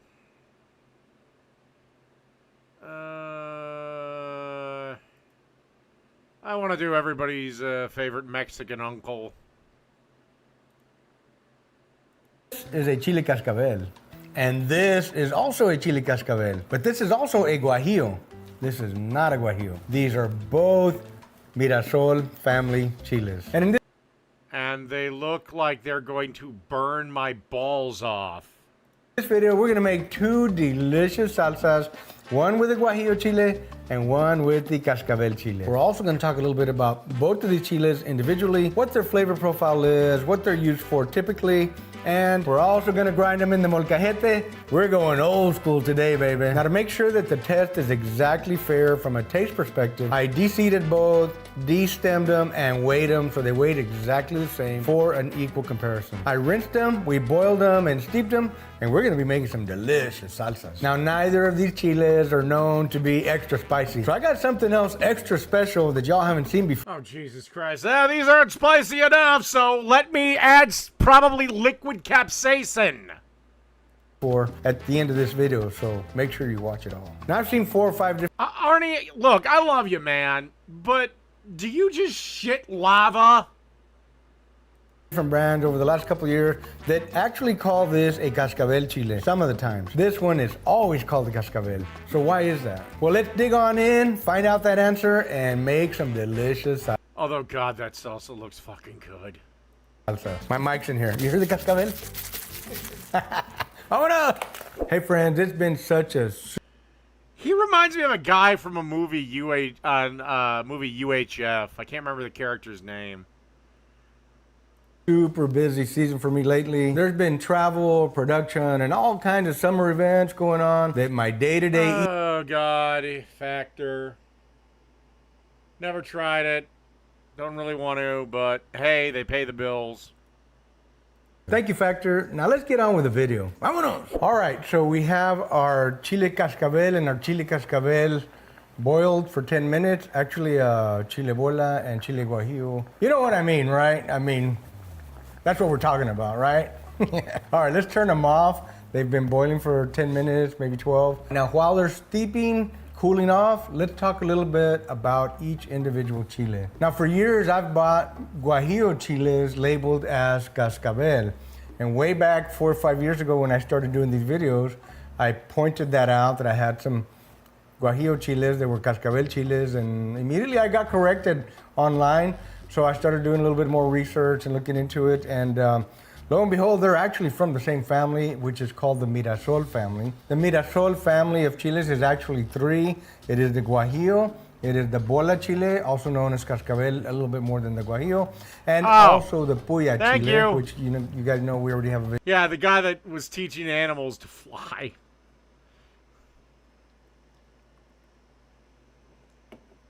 By the way, if you've never seen UHF, I highly recommend it. About that one. Guajillo is the most commonly known, the most popular Mirasol chile. The bola chile is probably popular in some other areas that maybe I'm not familiar with, but down here in South Texas, it's not as popular, or I should say not used as much as the Guajillo chile. The Guajillo chile is right there with the California and New Mexico chile. They are the most popular and the most commonly used chiles for sauces, stews, even salsas. So today we're gonna make 2 different salsas with each of these chiles and see what the flavor of them are. But we wanted to point out that both of them are Mirasol chiles, and many times you're gonna get a bag, as you see in the video, that says cascabel, but it's actually the Guajillo chile. And then there's gonna be other times that you get a bag that says cascabel, but it's actually the bola chile. It just depends on who you ask, right? Depende de qué rancho vienes. They will sit there and debate with you back and forth, you know, but I usually just go by what the label says originally. They are different, they are distinct, they do have a little different heat levels. It's not very much to begin with. They're also used a little bit different. The Guajillo tends to be used more in the like menudo and tamales. And the bola chile is also used for some of those things, but it has a little different flavor, more of a earthy, they say nutty flavor. So today I'm gonna see if I pick up any notes, you know, on both of these chiles after they cool off, and we're gonna grind them in the molcajete and turn them into a little paste, and then we'll see what they taste like. So this is the Guajillo chile. This is what you're gonna find. Any bag that says Guajillo is gonna have these chiles right here. They're long, they're slender, they have a leathery skin, it looks nice and maroon. Very, very popular, very delicious chile too. Okay, and then these are the bola chiles. I'm gonna show you all these side by side. And it's also called cascabel. Now this one is the more well-known as a cascabel, even though this is also called a cascabel sometimes. I'll show you all in just a second, but let's see if the mic can pick that up. You can hear that rattle. Cascabel snakes in Spanish mean rattlesnakes, right? So That's why. And if you notice, the guajillo doesn't rattle like the bola / cascabel chile. A little bit different. Now these chiles here are cascabel chiles, also guajillo chiles. You can see here in the print, it says guajillo, but they're also called cascabel. So a lot of times it may just depend on who's labeling it and where they get it from. Depende de qué rancho vienes, what ranch they come from. That's what I've always said about a lot of things. But literally this cascabel, guajillo, and this guajillo. Basically, yeah, it's so they don't spoil. And then it became probably part of their cooking, so just... You know, it's like an ingredient that's available in Minnesota, not too many other places, is things like salt pork. They used to salt the shit out of meat to preserve it. Are identical. They come from the same plant. But all three of these are Mirasol chiles. Hope you guys are following along, because we're trying to explain the differences and how sometimes they are labeled, you know, the same name, cascabel, but they're not truly cascabel. Most of your older generation Mexicans will debate with you that this is the one and only cascabel chile, this one right here, because it does rattle a lot louder than all the other ones. But it's also a bola chile, but this is not called a guajillo. And so the guajillo can be called a cascabel because it does rattle a little bit. Not quite as loud, but nonetheless, you can hear it a little bit. And so, again, depende de qué rancho vienes. Why don't you guys let me know in the comments below, what are these chiles called where you from come? I know in California, the California chile and the guajillo chile pretty much look identical. As a matter of fact, I've got some California chiles right there. Let me show you guys just so y'all can see how close they are in comparison. You can see this bag here, it says Chile, California. So I'm gonna take one of these out. You notice the similarity? They're literally almost identical. And they taste almost identical. We've tasted them side by side. We've made salsas with them, sauces with them. And yeah, most of the heat of any of these peppers, it comes from the seeds. We do think that the California chile has a slight edge on heat. Seems like it's got a little bite more than the guajillo, but it also has, like, if I remember correctly, it's sort of a fruitier note than the guajillo chile. All right, now these have been steeping about 10 minutes while I've been yapping here. It's time to get some into the molcajete, crush them into a paste, and let's see what they taste like. Vámonos. All right, let's start with the guajillo chiles. All right, so I'm gonna take all of this guajillo and drop it into the molcajete here and start grinding away. All right, so I'm crushing, smashing, grinding, and remember that this is also a Mirasol chile. Mirasol, by the way, means looking at the sun. That's what Mirasol means. Looking at or following the sun. In this case, the way I read everything in the research is chiles come out looking at the sun. Not so much that the plant follows, but they bloom towards the sun. That's the way I understood all the research that I read. It's on the internet, so it must be true, right? I'm just saying. What we're running into here, it takes a little Yeah, the internet's never lied. bit longer to use the molcajete because the skin, which is normally strained out of a guajillo sauce, is a little bit harder to grind. It takes a little bit extra effort, a little more work, but that's the way we want to do it today. We want to try and extract all the flavor using the entire chile, even the skin. I think that's as far as I'm going to take this one. You can see it's a beautiful little paste. This looks really nice. Look at that. So let's give this guajillo a taste. Kind of sweet. The base for the salsa that we make, the sauce for enchiladas and menudo and all that sort of stuff. I don't know about all those other fancy notes, like people say fruity. You know, I maybe my palate's not that refined. Maybe I've eaten too much hot sauce or too much smoked meats over a course of many years. But like I said, it's like when you go to take a shit, is it just fucking lava? it is tasty. It is delicious. Let's get to work now on the chile de bola, right over here. Let's see how this grinds out. Let's see if it's as hard or if it's a little bit easier. You can see the color right there. I mean, it's just so much darker brown. Look at that. Yeah, it looks closer to like a chipotle. See it on my finger, it's very brown. So let's grind away now. Now both of these chiles, the skin is the hardest part to grind. It's been very difficult, if that's the right word. That's one of the reasons why most everybody uses a blender. And today we just wanted to do a little old school test and see if we can incorporate the skin into the flavor, just so that we get I guess what I'd call a pure flavor from both of them. Let's give the chile cascabel, AKA bola, a taste test. Ooh, yeah, distinctly different. Not quite as smooth, almost a little bitterness in there. This chile, it has a more earthy, rustic, nutty flavor for those trained palates. I don't get any heat as far as bite goes. There's really not any heat at all. It's just, yeah, it's very different from the Guajillo. So in the middle of the race, I decided that I needed to go to the blender. Much respect to the Chili Queen and all the other people that really still grind things down by hand. That's a lot of work. I went the blender route just so we could get it finished a little bit quicker, number one. Number two, we were also gonna add 2 tomatoes and a garlic to each of the 2 salsas. We weighed everything, so everything should be exactly equal. We used exactly 1 teaspoon of salt for each of the salsas. So as you can see, we blended them both completely. I did run the blender for about a minute and 20 seconds at least. Because of the skin takes a little bit longer to break down. Poured them both out. You could see by the amount of water that I used and how full the little bowls were. They looked almost identical. So that should give us an exact taste test comparison. So we've got our salsas here. It's time for my favorite part of every video, and that is the taste test. Now, I will say this also, these 2 chiles are not normally used for quote-unquote salsa.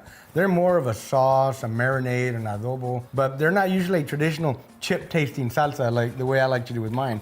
But today, they are a salsa. Just Oh, I'd eat the shit out of that. FYI. That's actually delicious. Super good. Wow. I have to say I'm pleasantly surprised with that flavor right there. The tomato brings a little bit of umami and it lightens some of that fruity note that the Guajillo has. And the garlic really just kind of ties it all together. Garlic just really, to me, it's like an anchor. It brings everything together and holds it together. Let's jump over to the other salsa that we just made with the chile bola. Now remember, cascabel is a mirasol, a Guajillo is a mirasol. And a Guajillo is a cascabel, but a cascabel is not a Guajillo. Did I tongue tie you yet? All right, my mouth is watering now for the next bite, so let's jump into that next bite. Wow. I said wow on that one. Guajillo has that smooth, rich, creamy flavor that just kind of, sort of a velvety taste in your mouth. And the cascabel had a similar texture, but it was kind of like, boom, it punches you in the taste buds or in the face, you know, it's like, it lets you know it's here. When you taste it, you know it's there and it's distinct. It doesn't taste like a Guajillo at all, not at all. Still think I like the Guajillo for menudo and tamales, whereas this one I think would make an awesome pork marinade. The Guajillo is kind of like smooth, you know, kind of like Muhammad Ali, Sugar Ray kind, whereas the cascabel, Which Sugar Ray? Sugar Ray Robinson or Sugar Ray Leonard? is more like Tyson, like boom, it lets you know it's there, man. And it's not taking any prisoners, you know, and I don't mean that in a hot, spicy way. It's more flavorful. There's something missing on both of these salsas. They're wonderful, they're delicious, and they're savory, and they're flavorful, but they're missing something. They don't have any heat. In this rabbit hole that I've been kind of playing I guarantee you this is going to be capsaicin. with back and forth, I found online a capsicum. I think I'm pronouncing that correctly. This is pure chili. Is it capsicum or capsaicin? I thought it was the latter. I don't know. I haven't heard of the product since Man vs. Food, the original one. Extract. This says here it is 1 million Scoville heat units. Yes, it is basically the very essence of what makes hot pepper hot in a concentrated form. That's really hot. So today we're gonna play with this. We're gonna put a couple of drops in each one, mix it all up, and see what kind of heat we get. Okay, Arnie, why do you hate your colon? out of it. I'm gonna go with 1, 2, 3. 1, 2, 3. Oops, that got 4, so I gotta get one over here. There we go, now we're even. Let's mix these up a little bit. I wanna make sure it's very well incorporated. Okay, let's see what we got here. I'm gonna spoon a generous amount on here. Here we go, friends. Yeah, that was only 4 drops. It definitely has a bite. Now, I will say it's definitely got a bite, but it's not like burning my mouth hot, you know? But let's try the cascabel over here. I would love to know the amount of heat I would need to put in a salsa to affect you.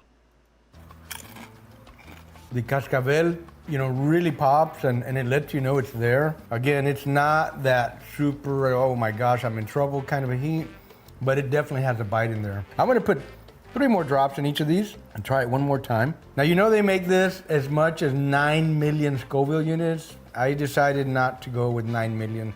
I wanted to try a million first. I'm just saying. Yeah, this is kind of like habanero, you know, where it doesn't hit you right away. It kind of builds, and then it builds a little bit more, and then it builds a little bit more. I can definitely feel the heat. It builds, and it builds between. Yeah, this is...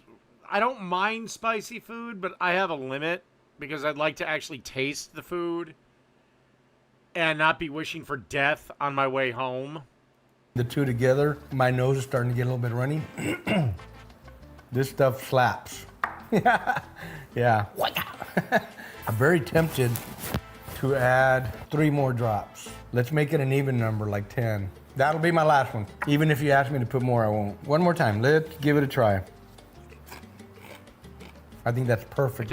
Again, you just hate your colon, you hate your stomach. That's the perfect heat level for me. It's still enjoyable, where you're not gonna take away from whatever else you're putting it on. It's just great. You know, honestly, it's hard to pick me liking one over the other because they're so different. The guajillo being smoother, coming on a little bit quicker with the heat, but still delicious. Very enjoyable. Both of them are super enjoyable to me. They're perfect for anything I would want to put them on. I'd put it on my shrimp tacos. I'd put this on anything. Also, remember that you can find my cookbook, Arnitex, at arnisasada.com. It is a New York Times bestseller. We're now in our 3rd printing. Thank you guys so much. You can also find my WOW, my OG, boom, Mexican rice and chattel bean seasonings are there. Thank you all for all your support. Guys. All right, I'll do one more. But this will be the last video for this stream.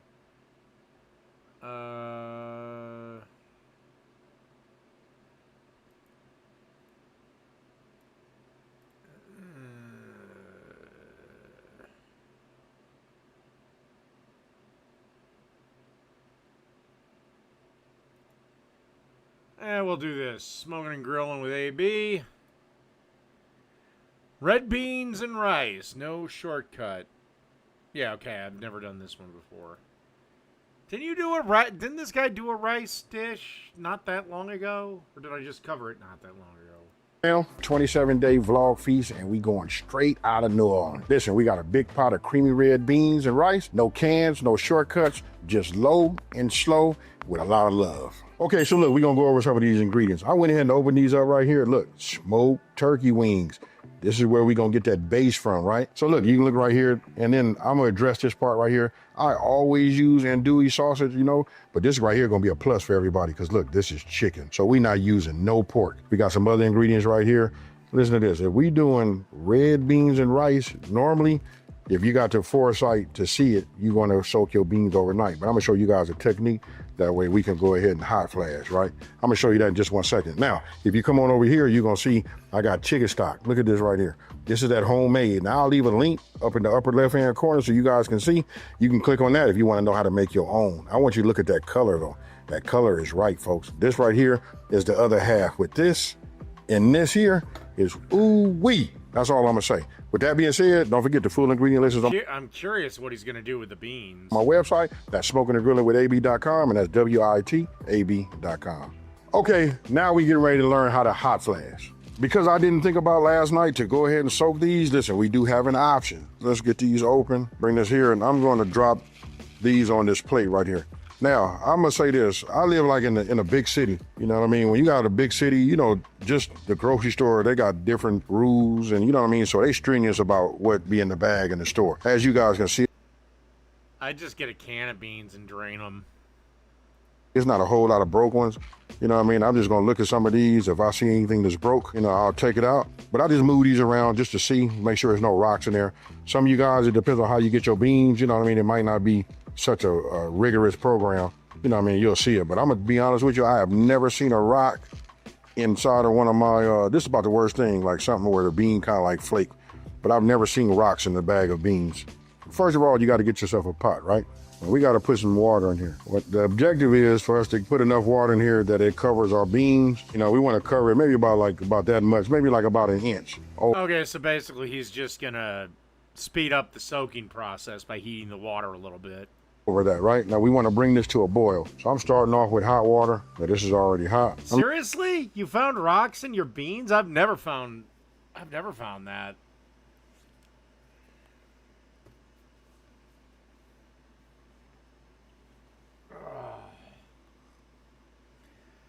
Good to know. I'll start checking my beans before I cook them. Oh, fuck.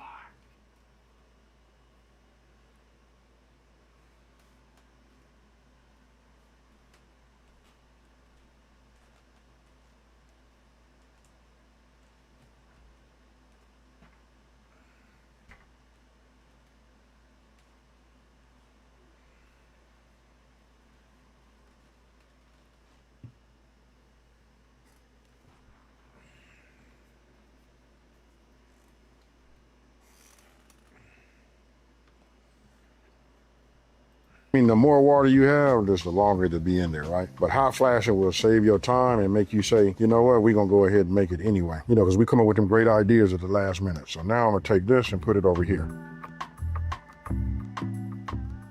So we got the water here. This is the hot water. You want to have a pot to have a lid on it. So look, once this comes up to a boil, what I'm going to do is I'm going to take these. I've already sorted through them. And I'll drop it in there, and I want to see it boil one more time after I put the beans in. And then I'm going to turn the fire off. We're going to leave the top on there, and we're going to let it sit inside of this hot water to about 1 hour and 20 minutes.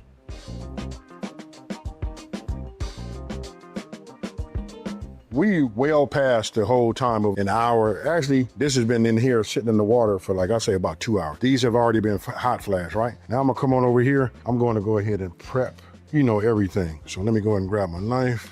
And what I wanna do now is I'm just gonna clean these up. Then I'm gonna run a little water on them, wash them up a little bit, you know, clean them. I always cut this white part off. You guys let me know down in the comment section below. Do you cut that off or what? I'm real curious to know that. Now I want you guys to let me know, how do you cut your celery down? I like to divide each one of these ribs up into 3s. You know, I do them just like... I typically... Depends on what I'm doing, but if I was going to go for a nice small dice, chop it in half, I'd flip it over on the other side, chop it right down the middle, and then take those 2 halves and cut them right down the middle, and I'd end up with 4 stalks.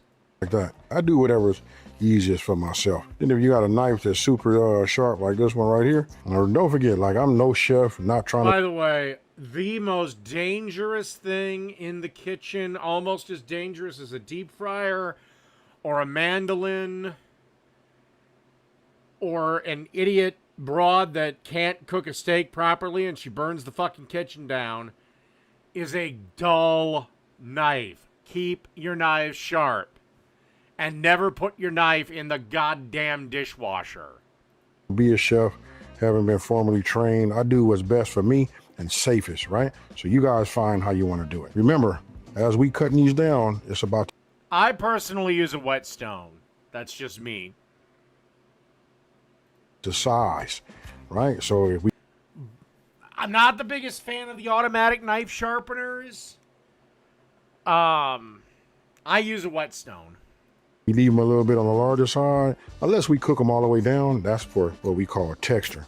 And then if you cook them for the flavor and you want them to just like melt inside of it, then you can go ahead and, you know, dice these down super small. So I do a little bit of both. All right, so now we're gonna do the exact same thing for our bell pepper. And then for those of you guys that know, You know, when we have bell peppers and you see that celery, you know that onion is coming right behind it, and you know what to call it. If you don't know, for those that do know, talk to me down in the comment section below. I want you guys to just write it. The other people can copy off of it or whatever. But if you know what this is, that would be your celery, bell pepper, and your onion. Talk to me. All right, so now we're gonna go ahead and, work with our chicken andouille. Now you guys can cut these down any kind of way you would like. Sometimes I cut these down into strips of 4 and then cut it down. But if we're gonna do it more like the way the folks in New Orleans do, then we're gonna go ahead and do it this way, because this is their style right here. All right, so look, I want you guys to check it out. I keep talking about this chicken andouille and all of that, right? Take a look at that. Let's get down here, down close to it. Look at them colors right there. You see all of that orange and all of that? That's the andouille flavor, and I love it. Once it gets hot, it releases this into the pot and marries all of this together, including this, because I'm gonna use my press when I, mince this garlic. But this right here is gonna be the base. This is base 1. Check me out. I don't know if you guys can see that. I don't know how I'm gonna get you guys to see that flame right. That, I've never heard of, Iron Gullet. Using gun oil? Good to know. There, right? I just get a little medium. We're all learning together. Flame. I don't want this super hot, right? Go ahead and heat up a little bit of olive oil. I'm gonna put about 2 tablespoons of this in here. Let me clear that up. I always use infused olive oil. But the biggest way to keep your knives sharp, the absolute biggest, best, easiest way, just do not put them in the fucking dishwasher. Your dishwasher will ruin your knives. And get a decent quality of knife. You can get a decent knife starting at about $100. I'm using a brand, it's from Branch and Vine Upland. This is a garlic infused. I cook with this quite often, but they have so many different flavors. If you have the garlic to start off, that'll do great. If you wanted to, you can add like a tablespoon of butter in here. That works too. But right now, we just gonna go with this. I tell you, when anything gets hot like that, when you smell it, that there, All right, so here we go. We got that, I guess I can say it now. We got the Holy Trinity right here. Then we got our chicken andouille. And now you see I got my garlic just waiting to be pressed, right? What I'm gonna do is, I know I'm hot enough over here on that side. Let me look at my fire. And I like to always just, no matter what, and that's to add my, my onions in first. Now we go with the rest. Now we just move these around like this, just so that it'll pick up some of that, infused olive oil down on the bottom, right? And then we'll let these start to render down and saute their way down to becoming soft, right? And I'm gonna let these go for about 2 minutes, and then I'm gonna add my chicken andouille. All right, next, we're gonna go ahead and add our chicken andouille. We wanna get that hot, and we wanna make sure that andouille releases this andouille flavor in here as well, right? So the steam is coming up off our veggies, right? And then if some of these are touching the bottom down there, anything on the bottom starts to change color. So let me... Honestly, if I ever had a knife where I'd have to use a belt sander, that's at the point where I'd throw in the towel and be like, somebody else can do this. Somebody knows what the fuck they're, Let it work. We just want to stay here with it. Sometime when I make it this, I'll go ahead and I'll sear these first, and then I'll take them out. But you don't have to do that, folks. You just want to get them down here like this and let them steam, let them saute, and let them sweat. Come here and notice, I like to make sure that whatever I'm putting my garlic on, I got a nice bed, just so that my garlic don't hit the bottom of the pan or my pot, right? We drop that in there, and if you look inside, see how it falls right on top? We just leave that on there, just like that. Now we move this around. Right, I got to give a shout out to all my folks that's in New Orleans, and they know how to create and make good flavor. Look at that right there. Look at that andouille. You see how it's starting to char up a little bit? All right, now it's time to introduce our beans. All right, so look at my water. This is how you get that color. A lot of my videos when I make red beans and rice, I always discard that and I come back with some type of stock. But this time we're gonna do it right. We're gonna do it like this, and I'm getting ready to pour this inside. Look at the color. That right there is important to me. It's gonna be important to y'all too. You see how now it's starting to look like red beans and rice just by having that in there? Now, I don't wanna add no more to it, because what I'm gonna do is I'm gonna go ahead and take my slotted spoon and just start adding that. Okay, so when you look inside of here, you wanna have it like 1 to 2 inches above the beans, right? I could pour some more into here if I wanted to, because you guys can see I still have some more water. I'm not letting none of these beans get away. If you notice that I had these hanging out here, don't forget, I got that chicken stock. This is the chicken stock that we made. So this is much, much more flavorful than anything that you would buy like from the grocery store, right? So I'm gonna pour this in here and get my height right. But don't forget, we got that secret weapon, folks. We got that smoked turkey. But right now, let's just get our volume right. Look at that. We're gonna need it all. That was actually 2 cups, right? And the reason I put that in there like that, because I just told you guys we gotta put that, you know, that smoked turkey. We need to get that flavor too. So I just raised up my fire. You know what I mean? We automatically on high, right? We wanna bring that up. But now we gotta go ahead and hit it with just a little bit of this seasoning. And then for those of you guys that ran out doing your hot flash, if it all evaporated, don't trip. You can always add yourself some chicken stock to it, that, you know, out of your pan. All right, I gotta piss. I'll be right back.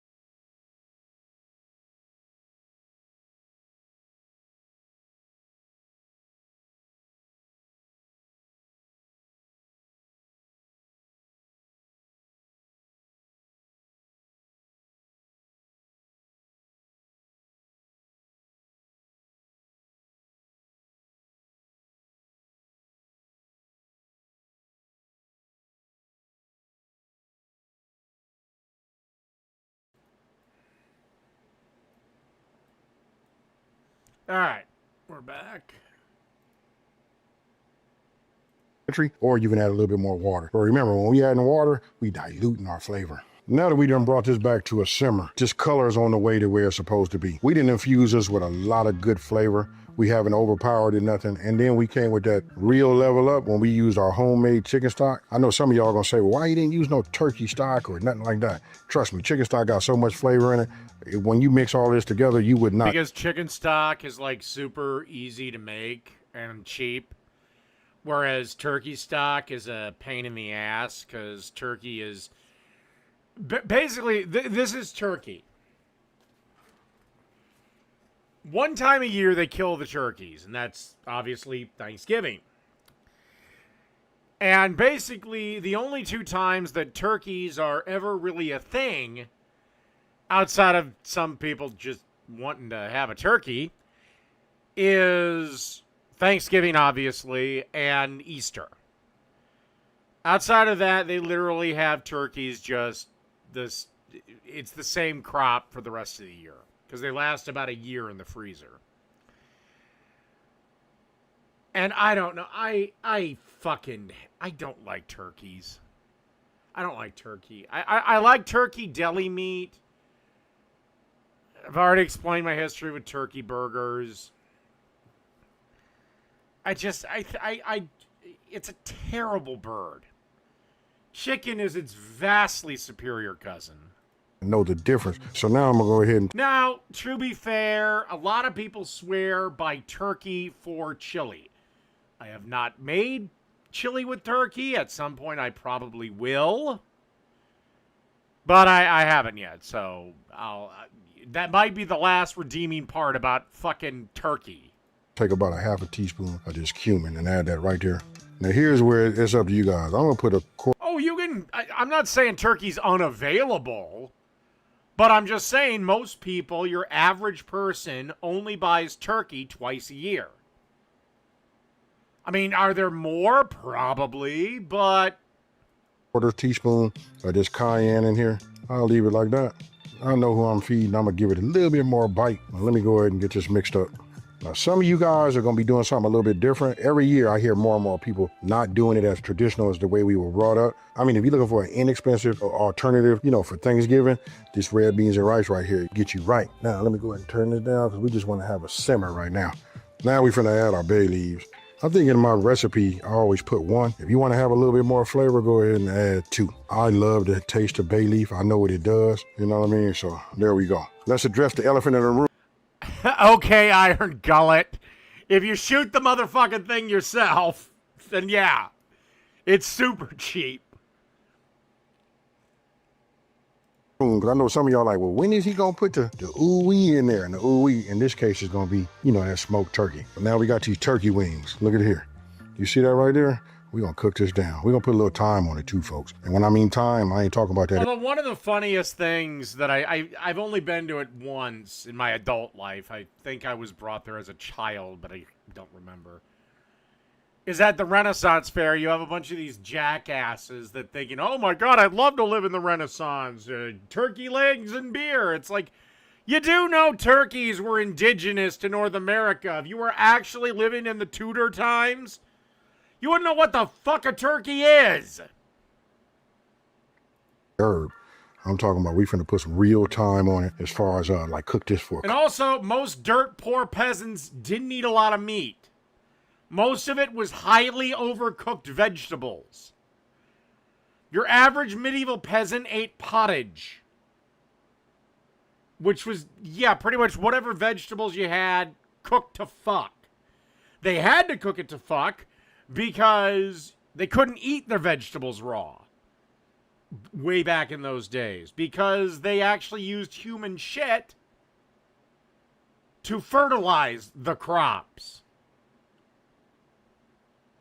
Couple of hours. Yeah, I'm happy I live now.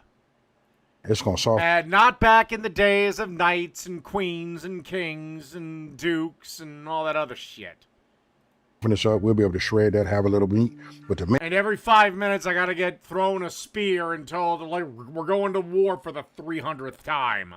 main thing is here, we got enough meat because we got the chicken andouille, but this right here, we want this to release all of its flavors in here too. When I say simmer, we got to simmer. We don't want to cook this and then you don't check on it and you done burnt all your beans down on the bottom, right? So this is what we're going to do. We're going to look at it, we're going to get this. There are no medieval towns. Maybe towns from fucking the 1500s at the very, very earliest. But the Middle Age was long dead by that point. We were heavily into the Renaissance. As low as possible. You see that steam that's coming off the top of that? Yeah, but on average, a village only had 1 or 2 cows, or they were owned by the lord of said village. So no, they didn't use that. It was human poopy. Everything right here is just right. You want to make sure you got a lid, put that on there, and I'm going to say this, set a timer for 1 hour right now. We're going to come back, take a look at it. We're going to give it a stir. Being honest with you, I stir mine about every 30 minutes. You know what I mean? But if you want to walk away from it, you can go, if you got it on super low, on a simmer, you can go, 1 hour. I'll see y'all. All right, folks, look, here it is. You guys can see it. Now, we talk about like it being authentic. I'm going to say this is about as close as I can get it without talking to somebody that's from New Orleans right now. But yeah, I mean, every town would have a couple of guys that would go out and hunt. That was like their job. But I mean, still, if you had a crappy day hunting, I mean, rabbit might be a fine meal, but it's what, 1 rabbit per 4 people?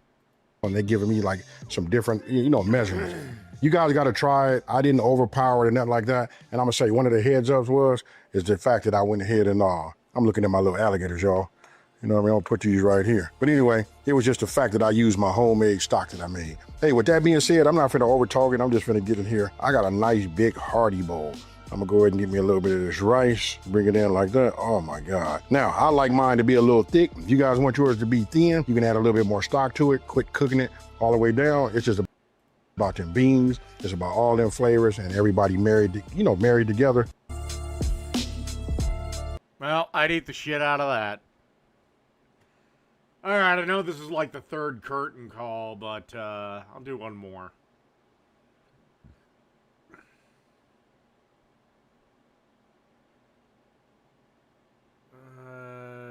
I'll do this. This is from Chef Billy Parisi. Tacos And if I butchered your name, I'm sorry. never quite taste like that taco truck. And I promise you, it has nothing to do with expensive meat. I'll show you how a cheap cut becomes the most flavorful, insanely tender carne asada you've ever made. A line cook taught me this 25 years ago, and after all the time in the kitchens, it's still how I do it at home. Just a couple. The only thing I don't like already is, and this is a nitpick, I am not a big fan of corn tortillas. I'm just not. Couple simple techniques. That's it. Sound good? Let's cook. I've got about 1.5, call it 1 3/4 pound skirt steak, better known as arrachera. Or also known as flank steak. But don't sleep on flank steak or even flank I thought skirt steak was flank steak. Oh man, I need to get back in the meat department. style short ribs, which I actually happen to have 1.5 pounds of to use in this carne asada tacos recipe. Just give them a quick slice along the bone and remove them. Those bones are great for snack. Now for the skirt steak, this one's pretty big because it's the inside skirt, so all I'm going to do is simply slice it in half. And while you're at it, pay attention to those grain directions because we'll follow those at the end of the video, but first, make sure there is no silver skin that needs to be removed. And if you're good, just set them to the side. And real quick, just a bath for the cutting board and knife.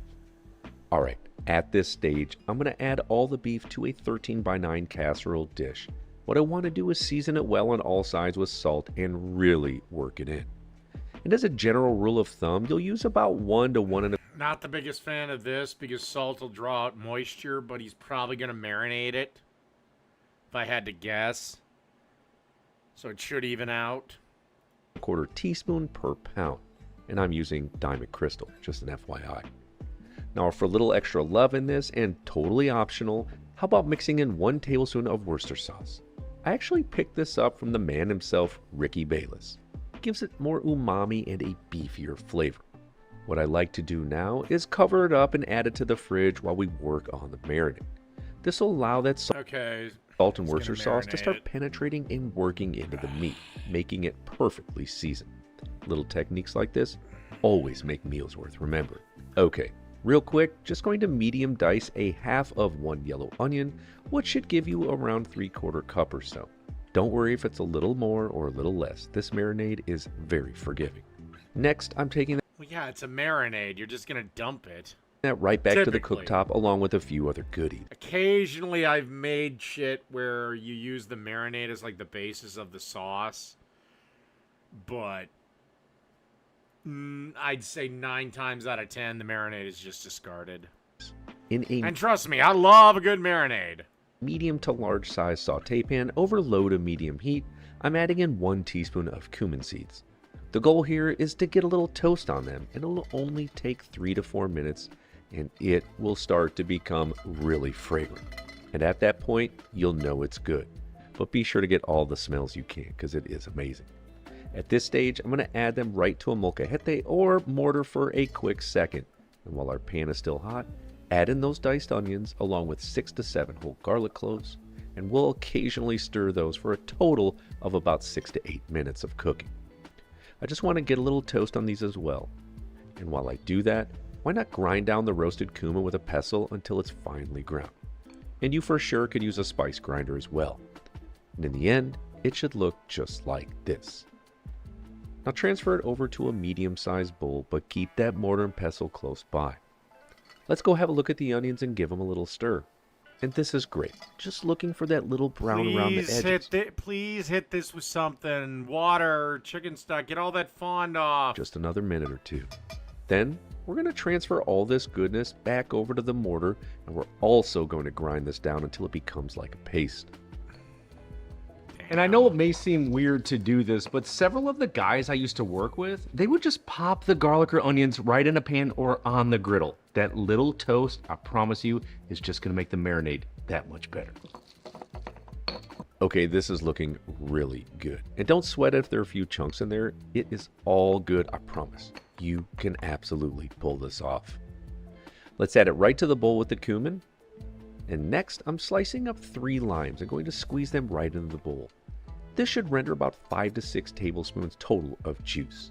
Again, it is totally cool if it's a little more or a little less. At this point, I'm going to add in 2/3 cup of fresh orange juice. Okay, so nice. And how about citrusy some marinade. cerveza? Preferably a Mexican beer is what you should use. Just 2/3. That is a beer I do not like. Modelo. Sorry if that pisses anyone off, but I mean, I'll cook with it, but as for drinking it, ugh. This cup will add some great moisture and some nice malty flavors, which are great for brownie. Okay, sprinkle in 1 tablespoon of oregano, and we're just about done, but first we'll need a 1/4 cup of finely minced cilantro. The stems are also good to use. A lot of really good lemon lime flavors in those. A bit of salt and more pepper. Don't forget, the steak is already salted up, but that doesn't mean the marinade shouldn't still be seasoned. Now, whisk in about a 1/3 cup of olive oil. It'll add flavor, help prevent some sticking while cooking, and just add more fat. And give it a taste while you're at it. There's no better way to become a better cook than to taste things throughout the entire cooking process. That is something I cannot stress enough. Taste your fucking food while you cook it. Plus, it makes cooking more fun. Okay, let's go grab the beef. Obviously, if you add your marinade to raw meat, your window for tasting it is closed. But before you add it, and don't buy those god-awful pre-made marinades. Just pour the marinade all over the top and really take 1 to 2 minutes to work it in so that all sides of the beef are completely covered in it. And it's weird, but it already smells insanely delicious.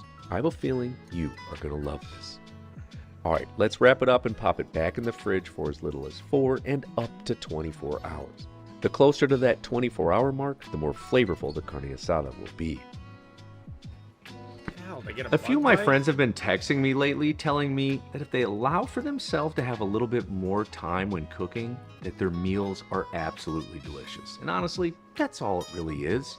If you can just give yourself a bit extra time when it comes to cooking, your food can go from good to absolutely incredible. Yeah, and most of you have way more time than you think. One thing that drives me bananas is when people say, I don't have time to cook. Yes, you fucking do.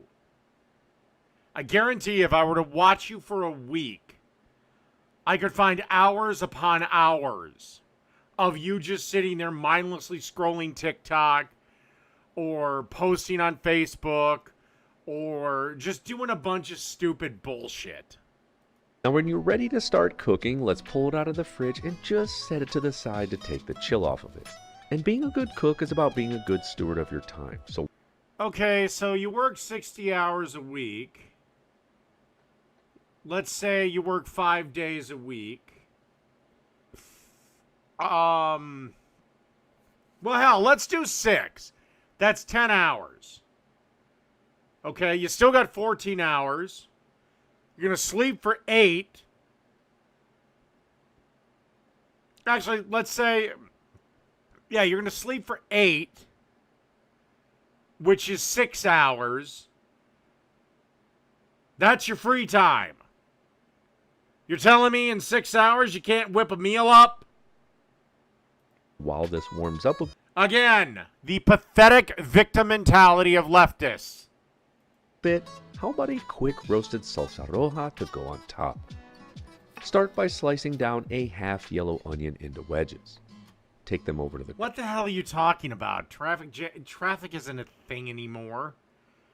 But okay, let's say for whatever reason you're stupid enough to work somewhere an hour away. Okay, 1 hour there, 1 hour back. You got 4 hours. You're telling me in 4 hours you can't cook a meal? And look, you can keep up with all your favorite programs. I watch TV all the time while I cook. cooktop along with a few other ingredients. Next, in a medium-sized cast iron skillet, turn the heat up. You know, it used to be in Minnesota, but then, thanks to some Republicans, we massively expanded the size of our highways. Not a problem anymore. Or it has to be an accident or something. Up to low, medium to medium-ish, and heat it up for a minute or two. Then, add in the onions. Well, here's a thought. Maybe don't have your kids signed up for so many stupid fucking activities. Most kids don't want to do them anyway. Like, your kid does not need to be signed up for softball, ballet, piano lessons, violin lessons, leadership camp, and all this other stupid shit. Let your kids relax and watch some fucking TV. Along with 3 garlic cloves and 2 serrano chiles. The goal here is to get a little char on them, and while I don't have a comal, cast iron works. And even if, let's say, you spend an hour on your kids' stupid activities, which, again, they don't need, you still got 3 hours. Great. It should only take about 2 to 3 minutes per side. And in the meantime, No, I would allow my children to pick what they want to do. And if they don't want to do any activities, that's fucking fine. I might say you have to try it once, but if they don't like it, that's fine. God, this whole idea of oh, my kid has to experience all this stupid shit is, I don't know when it started. It was a thing in my generation, but it's gotten exponentially worse. quick mise. Simply remove the stem from 8 fresh Roma tomatoes. It's a really decent tomato to use all year round. Okay, time to give everything a little flip ski, and yep, this is what we want. Crazy how these few ingredients roasting up makes my kitchen smell incredible. Once we're brown on the other side for 2 to 3 minutes, I'm just going to set them to the side in a bowl. Now add those tomatoes right to the skillet and let them char up on each side for 2 to 3 minutes. But don't forget, there's 4 sides to these. While we wait, just going to be proactive and stem and seed the serranos. And of course, if you love all that heat, you be sure to leave the pith and seeds in there. But you know me, I'm a bit weak. Yeah. And I did study Taekwondo. And yes, I was the only 13-year-old in the class. So it was either I fight literal 6-year-olds or grown men. They threw me to the grown men. But hey, made me a man, so shut the fuck up.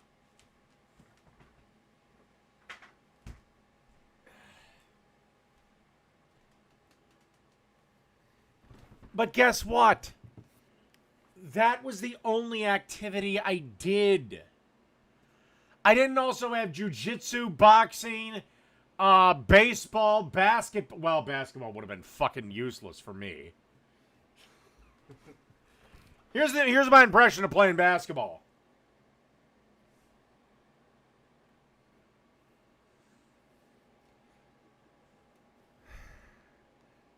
The only it's just that. Like a bunch of my friends when I was in high school fell in love with golf. Like, oh, Dave, you gotta golf. Golf. Fine, fuck it. I'll take some lessons. I'll learn. I got through my first one and I'm like, this is the stupidest fucking game on the planet. I hate it. You guys go play your little game. I'll be in the bar. But I will say, I'm definitely getting better. Add those right to the blender, and then let's go turn over our tomatoes to continue charring them up a bit.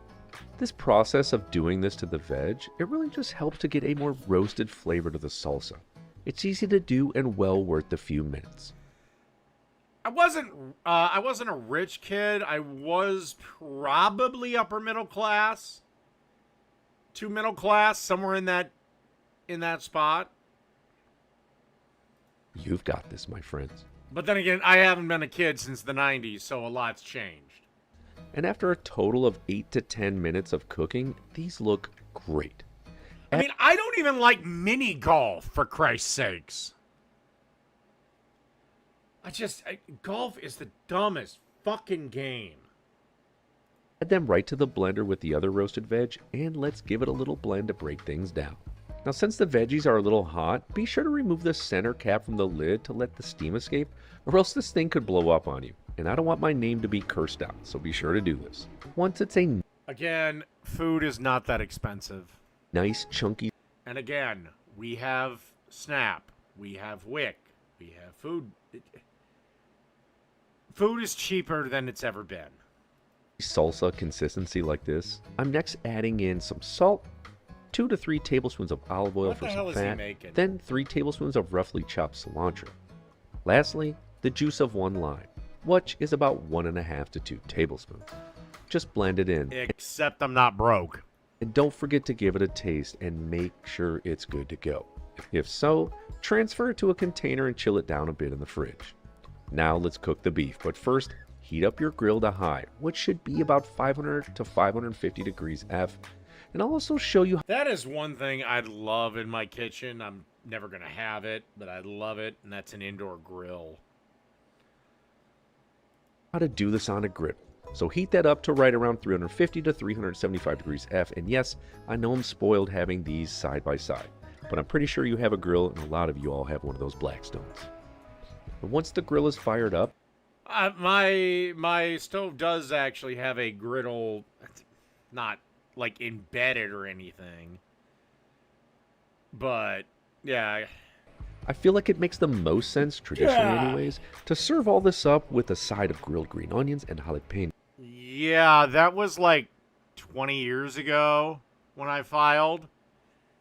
I was broke then. I'm not broke now. Yes. Just a few minutes per side to give them a smoky little char, and this really helps set off the flavor. While they do that, personally, I love an additional side of sliced radishes with these tacos to go with the onions and jalapenos. This is what my old coworkers would always serve these up with, and it's always so good. Yeah, bring the grill inside if you want to burn the house down or pass out. Okay, once you've got that little char on the grill, just set them to the side, and now let's grill some beef. I'm going to place down half of the marinated beef right on that grill. This will only take about 2 to 2.5 minutes per side to achieve a medium rare-ish plus to medium internal temperature. Now here's how it's done on the flat top. Hit it with a few tablespoons of tallow or neutral cooking oil, then place the remaining beef right down. It'll cook for the exact same amount of time, which is great. And while both methods are different, they really give similar flavors. I'll hat tip the flat top because all those juices stay right there as the beef cooks. The marinade isn't dripping through the grates, but that little extra smoky char is also insanely good. It's just a personal preference, that's it. Okay, let's give everything a flip, and yeah, just some char marks like this is mostly what we're looking for. Now do the same thing on the griddle, and again, we'll cook this for about 2 minutes or so. And I usually pull everything right around. That's usually the steak time. 2 minutes, 2 minutes, 2 minutes, 2 minutes, done. 125 to 130 degrees F internal. Let's place the beef on a rack, and it's just about time to eat. But first, we need to rest it for a few minutes. And while I do it, another quick little chef tip, I always squeeze on a little bit of lime juice for some clean acid, a bit of olive oil for some fat, and then a gentle sprinkle of Maldon salt. As it rests, it's going to soak up all that goodness and be incredible. Now for a few additional garnishes, some small diced sweet onion, and finely minced fresh cilantro. I also absolutely love homemade guacamole for this. It'll definitely enhance the flavor of these tacos, and I'm sorry to say that I love my guac recipe the most. It's got a few little tricks of the trade in it, and it is dang tasty. Now you can grab this recipe on my site at I'd eat that. BillyParisi.com, and I'll drop a link below. Next, let's toast up some corn tortillas for a minute. That's my only gripe. I don't like corn tortillas. Or 2 per side, just on that flat top. Hey, but hey, they're your tacos. If you like corn tortillas, more power to you. Fine to grab them pre-made, or you can for sure make them at home. I also have a great overly tested and foolproof recipe video if you want to check it out. Okay, at this stage, let's slice up the beef and get going already. Remember those grains? Yeah, we want to slice against them. So to make it easier to cut, let's slice this in half and then very thinly slice it and slightly on a bias against the grain. Doing this will break up those long muscle fibers so that it becomes much more tender. Nothing worse than chewing on a bite of beef for 20 minutes. It's not going to happen here. Then after slicing, just a little 90-degree turn and slice again so that you have small bite-sized pieces. But seriously, try not to eat all this because it smells amazing and the flavors are so good, because it's time to finally plate this up. Hot tortilla, a good amount of the carne asada, a bit of guacamole, next salsa roja, then finish it off with some sweet onion and fresh cilantro. This right here is perfection in my book, and I know my uncle could for sure eat these all day, every day. Now the perfect sweet to finish this off with has to be my tres leches cake. It's so good once it hits your lips, I can taste it already. I've got a great recipe video, and I'll see you there. Yeah, I'm not the biggest dessert fan, but that looked good.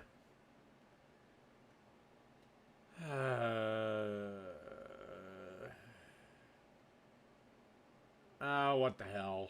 Alright, I might get the yellow triangle of doom on this. This is from Emerald Lagasse. It was from Emerald Live. At one point, the most popular show on the Food Network, but then they canceled it. Because apparently, and I don't know why, so if anyone can fill me in, feel free. Apparently, live TV is like 3 times more expensive than taped shows. I have no idea why. Because you figure it'd just be the same fucking crew. Now, maybe it was just his show specifically. But charge the audience to get in then. I mean, these idiots cheered when he put garlic in a bowl. It's pretty basic to make a basic pizza dough. I mean, it's very simple ingredients. You're talking about water, okay? Not to exceed 110 degrees. There's a reason for that. Because if it's over 110 degrees, it's going to kill the yeast, if you haven't already. Because that's the biggest mistake that people make, is they don't check this thing called an expiration date. So, July 1967. I don't think that's going to work. So this one here is July 26, 2008. So we know it's going to work. Oh, God. Remember 2008? That's the first thing. What feeds the... Barack Obama defeated John McCain. George Bush limped along in his final term. Yeast is some sugar. And you want to dissolve the yeast. The woke mind virus hadn't fully enveloped. The socialists were quiet and ignored. Inside of the water. Feminism hadn't been killed yet. And that's called blooming. You can do that. Oh, and you could make a show or a movie that featured a straight white male character. And after a little bit of time, it'll begin to start to foam. You got to dissolve it. And then it'll start to bloom, it'll start to foam. And then after it starts to foam and it really starts getting active, it sort of like starts making like a sponge. That's what the culinary term is. So while that's sponging, I'll show you what it is. Then you have flour. Wow. It's on fire! A little pinch of salt. And then basically, here's the sponge. You see how that's looking like a sponge? Can we get a shot of that, Jay? No, closer. Can you come closer? You can't come closer? Come closer, you son of a bitch! Or is it like a Zoom thing that you're doing? Well, I'm sorry. I didn't know that you're such a high technical camera operator. Excuse me. You see this? Can you see the sponge? And then the rest is the water? Okay, so thank you, Jay. Thank you very, very much. And now comes the doom of this yeast civilization. Probably win an Emmy Award for that. So now what we're gonna do is we're gonna add that sponge and we're gonna actually make a dough. And it comes to a ball. And it really smells like dough. I love that smell. And when you incorporate it, then you're gonna knead it a little bit and you're gonna form it into this ball. And then what I do... I just use my KitchenAid mixer. From here, after I... Because I'm fucking lazy. I knead it and form it into a ball.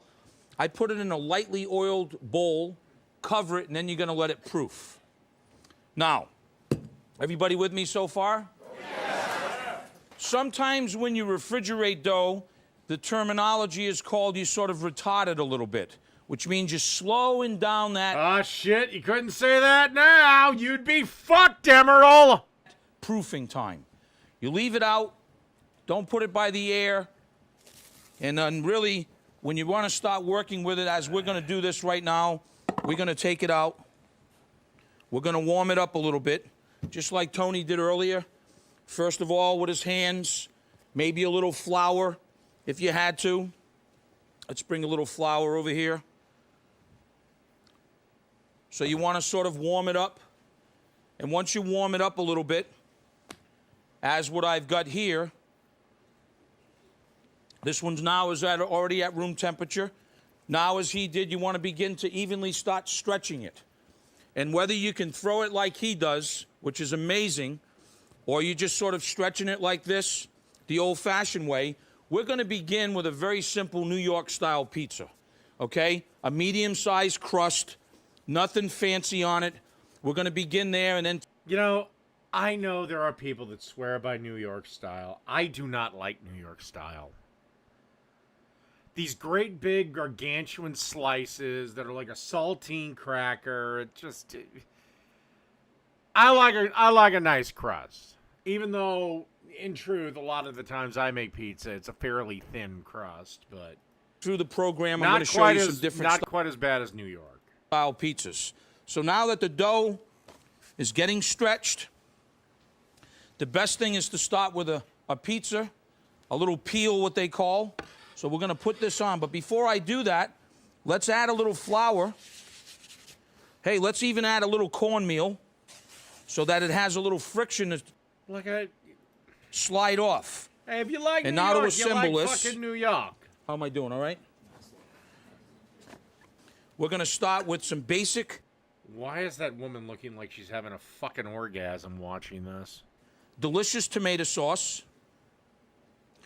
And we don't want to go and cover the whole dough, just around the outside of the dough.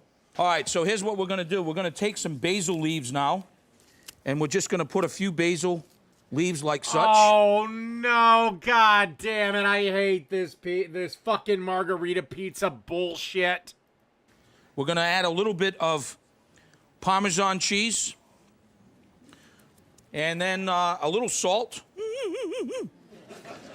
and then this beautiful mozzarella cheese. Oh my God, he's cutting mozzarella, not fucking doing open heart surgery. That was the one thing about this show that drove me fucking nuts. All right, I'm going to add 40 cloves of garlic. Oh, my God. It's like, that's not that impressive. Fucking stop acting like you just split the goddamn atom.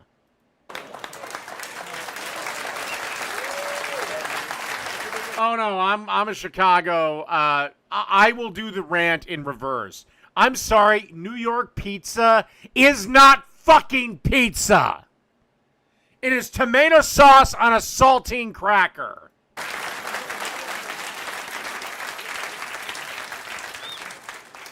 So what we want to do is we want to take the mozzarella, and then we're going to just sort of place a few slices. Yeah, except Sbarro, which is no longer with us, they probably had the worst pizza in the fucking world. Like this here. One in the center. That's a hell of a lot of cheese. All right, I'm curious how this is going to look. Now, for me, one more thing. Before we go in the oven, some fresh ground pepper, right? Why are you applauding that? He cranked a pepper mill.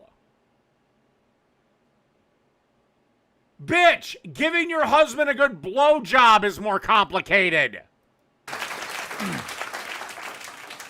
little basil just like that.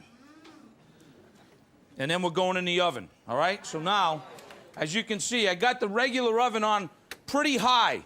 I'm also using a stone. It's optional, but I got a stone in here. I have pizza stones. Just be wary. I would open a window if you're going to use a stone, because when these things get hot, they do tend to stink. So what we want to do is we want to slowly... Or I don't know if stink is the right word. They definitely produce an odor. Slide it off. That's not... It's not pleasant, nor is it unpleasant. It's just...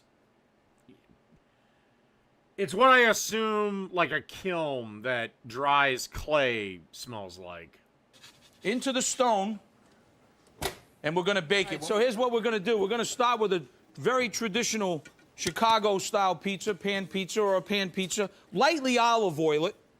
Then we're going to take our dough.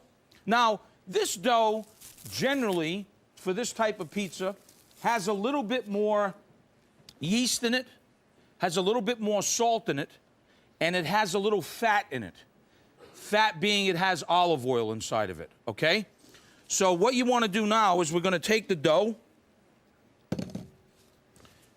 warm it up a little bit like we said, and then we're going to get it in the pan and start working it with our fingers in the pan like this. Almost like you're going to make like a focaccia, except we're just moving the dough like this with our hands right in the pan. Now, some other ingredients that I have. The tomato sauce, bell pepper, and onions. I prefer to cook them down a little bit as opposed to them being raw. Better flavor. I got some Italian seasoning, mushrooms. I got provolone, and... I don't want veggies on my pizza. I just want fucking meat. And happen to have a little bit of mozzarella as well.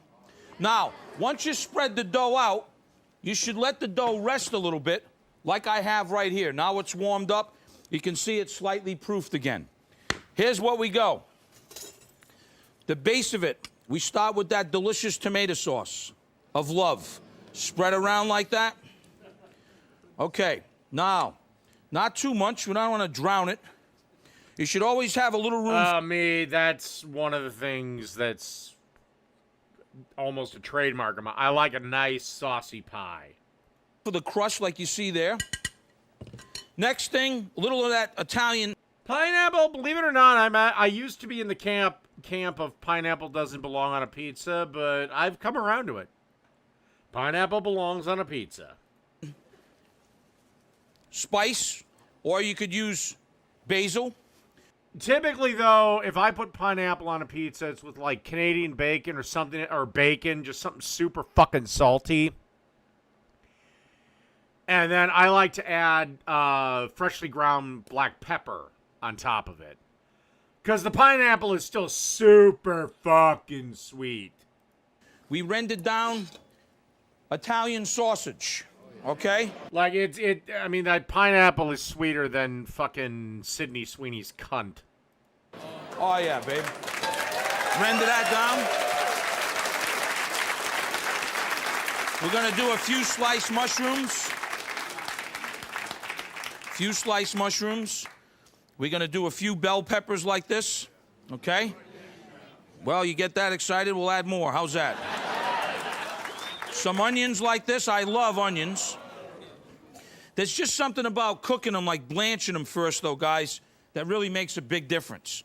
Now, you know, we've got Sal and Santos in the back, and we happen to be cheese freaks. We're going to use the provolone like this first, okay?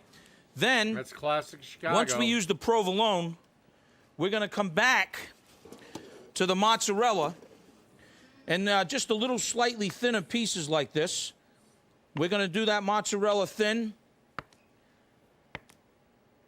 And then what we're going to do is we're going to put a little bit of the mozzarella around And guys, I don't know if you know this. If you eat this pizza, you will not poop for a week. like such. Oh, look at this. Oh, goodness. Oh, yeah, babe. Now, just a tiny little bit of salt. Why are you applauding that? He just put cheese on a pizza. Jesus Christ. And then, for me, a little bit of pepper. And then, look. Yeah, this is probably 20 years ago. I'd say 2008, maybe 2010 at the latest. Shh, a little secret from the Emerald Live team. A little bit of olive oil, that extra virgin stuff. Just a little drizzle. Just douse it like that a little bit. Again, 500 degrees, we're going in the oven. All right, if you're just joining us again, we're hoping we got the first New York style pizza. All right. Stop applauding that.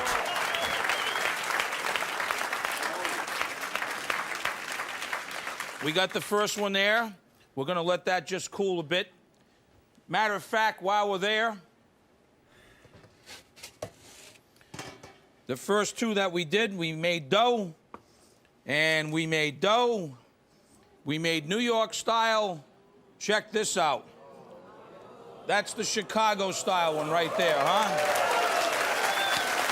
Woo! The New York one looks pretty good. The Chicago one, not so much. Because Chicago style pizza needs a shit ton of cheese. Fuck it. Why not? One more. I keep doing curtain calls. All right, now we're going to go with Joshua Weissman. 3 ways to make chicken wings at home. Do I do this sauce? Do I do that method? Do I fry them like this? So we're doing them all. Do I stick it up your mother's cunt before I eat it? This is, to me, the end-all, be-all guide to chicken wings. Of course, there are millions of sauces, and I could show you every single one, but to me, these are the top 3 that cover the basics, right? You have buffalo, you have a sweet chili glaze, and then the third one being a balls-to-the-wall, crispy breaded wing that is a chicken parm flavored wing. So we're going low, medium, high here. 3 levels of wings. Let's make this, shall we? I got a little lesson for you. If you're gonna make chicken wings, you need to understand chicken wings. If you want, you can get whole chicken wings. Sometimes it's a better deal when you get them this way as opposed to ordering them segmented because they segment them for you. They think you can't do this, but I know you can do this. 2 to 4 pounds, depending on how many people you're serving. 2 pounds to me is enough for like 2 people. It's a pound per person, basically. So take a whole wing. Yeah, it's... You know, I like chicken wings. I'm not going to say I hate them. But god damn it, is it a lot of work for a little bit of meat. Set it down on a cutting board. If you do this, you can see where the joints are based on where this moves. But the first thing I like to do is identify this little flap of skin right here. No, it's not my favorite cut of chicken. Again, I'm not against it. I have nothing against the fucking wing. But it's a little bit of meat and a lot of prep, and they are ridiculously overpriced. If I had to literally go with with the big 4, my options from favorite to least are chicken breast, chicken thighs, drumsticks, and wings. I want you to just cut down. And by the way, I remember back. I was there, Gandalf. I was there 3,000 years ago. They give you chicken wings for free. Nobody fucking wanted them. And then Buffalo Wild Wings made sure to fuck that all up. Cut away from that flap of skin and kind of open it up. So now it's not there anymore. Now everybody's okay with this. You know, it's going to feel weird the first time you do it. Groceries are cheap, but chicken wings are overpriced for the amount of meat you get.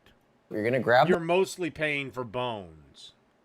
the wing and you're just gonna kind of, do that. When you hear that little crack, you know that you've revealed the knuckle. You can see the knuckle here now. It's popped out of the cartilage, and you're gonna cut in between those two pieces. There should be no resistance. When you do that, you've now separated out the drumette. What people are really after is the flat. You can leave the tip on this if you want and nibble on that. A lot of people prefer to remove them. It's the same exact procedure. Just make sure that it's broken and that it's loosened from the wing. Locate that joint yet again, and then you're gonna cut in between. And it should remove relatively easily. Rinse and repeat with the rest of your wings. Now, once you have your drums and flats, or all drums if you're a psychopath. I don't know anybody who does all drums, but hey, to each their own. Put those into a bowl. If you did the whole wings, you can freeze the tips, use them for stock, or you can cook them with this too and nibble on wing tips. For these wings, for every 2 pounds, you're gonna add 1 tablespoon or 10 grams of kosher salt and half a teaspoon of baking soda. Just toss those together, coat those thoroughly in the salt and the baking soda. Make sure to really massage it in there. I got a wire rack set over a baking sheet, and you're just gonna line your wings up on your baking sheet, and you're gonna set this in your fridge. All this is doing is just drying the skin out, so you have the crispiest wings of all time. It's okay if it's 1 to 2 hours, but ideally overnight. Our level 1 wing. Or my favorite way to make the simplest version, buffalo. You can't have buffalo without Frank's Red Hot. It's just how it works. 1 cup, 1 Tend to agree. tablespoon of Worcestershire sauce, and 1 tablespoon of white distilled vinegar. Whisk that together, set that to medium heat, and you're just gonna bring that to a very light simmer. Once that starts to simmer, you're gonna add 1 tablespoon of cornstarch to a bowl, along with 1 tablespoon of water, and you're just gonna whisk that until you got a little slurry going. Are you not going to add the butter, or did you buy Frank's Red Hot buffalo sauce? Thoroughly combined, no clumps. You're not gonna whisk all this in. You're gonna add a little tiny splash at a time until it's slightly thickened. So we'll add a little splash. It doesn't matter for me. For when it comes to wings, drums, flats, doesn't matter. And then let that thicken. There we go. The second you notice it thickening, stop there. I'm gonna cut the heat, 1 clove of garlic. Again, no more heat, because this will make the garlic sort of bitter and acrid, which you don't want. Whisk the garlic in. Now you're gonna whisk in half a cup of unsalted cold butter cubed. A little bit at a time. Once that butter's mostly melted, a little bit more butter, and just keep repeating that until you've added all of your unsalted butter. You know you did a good job when you have a beautiful emulsified orange sauce. I mean, this is no longer red. This is Frank's orange sauce, or buffalo sauce. And it's beautifully emulsified. There's no breakage. It's not like one color or the other. It's one solid, flat orange. And it sticks at the back of a spoon beautifully, which we call nappe. It shouldn't need salt, but you can add salt at this stage if you like. I would be light on that. You don't hear that often from me. I would be light on that. Okay, so for our buffalo wings, we have our cured wings. We have a 7-quart pot filled halfway with vegetable oil at 350 Fahrenheit. You're gonna add your wings 2 to 3 batches at a time. You don't wanna overfill this too much. Drop them in very gently away from you. Now you're just gonna let these fry. They're cooked all the way through and they are golden brown and crisp. It'll take roughly 5 minutes, 8 minutes max. Now, once your wings are a nice crispy golden brown, pull them out of the oil. Whoa, drain them on a wire rack. Careful, John. Pop them into a bowl. We have our sauce. The way I like to dress these, so we'll go around the bowl. Fuck, I gotta take him to the piss again. I'll be right back.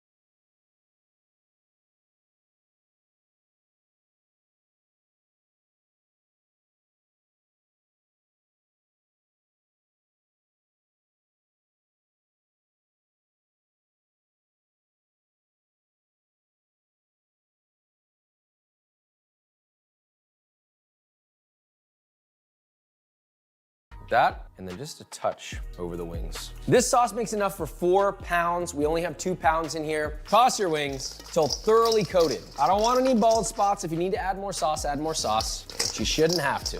Now that they're sauced, garnish, plate, and serve. Pretty much classic buffalo wings.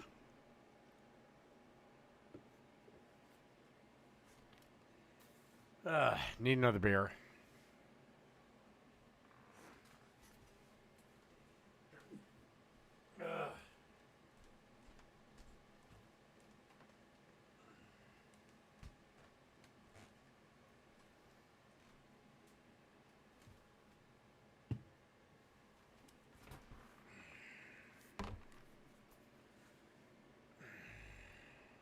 Serve. Level 2 sauce is a sweet chili. This is a step up, it's a little bit more intensive, but not too dissimilar from the buffalo. Now I have a small sauce pot set over a smaller Sweet chili ain't that fucking hard.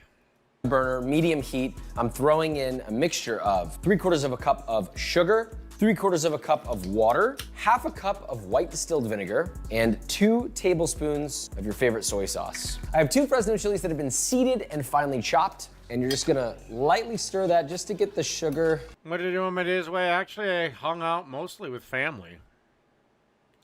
Had some family come over, spent a lot of time with them. Incorporated with this so it's not just sitting at the bottom of the pan. And I want you to bring that up to a boil.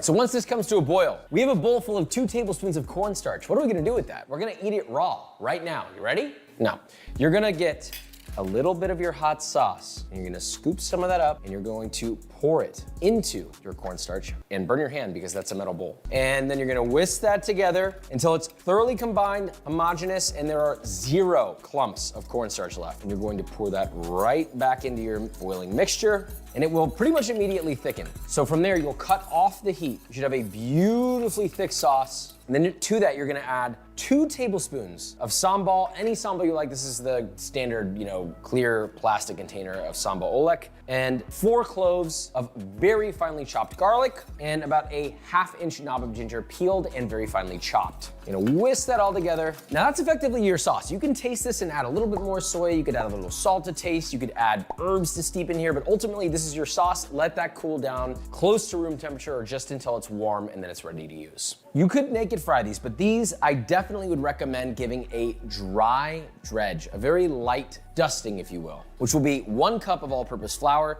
and 2 cups of potato starch or cornstarch. You'll whisk those together till thoroughly combined. You'll add all of your cured wings, and then you're just gonna give that a light toss, tumble them in there, then shake off the excess, place on a separate sheet tray. So we just want a very, very light dusting. You can see how lightly this is coated with flour. It's like a thin veneer of flour. All right, now in batches, same procedure. Drop your wings in the oil, always away from yourself. Ideally in batches, you'll fry these bad boys for about 8 minutes.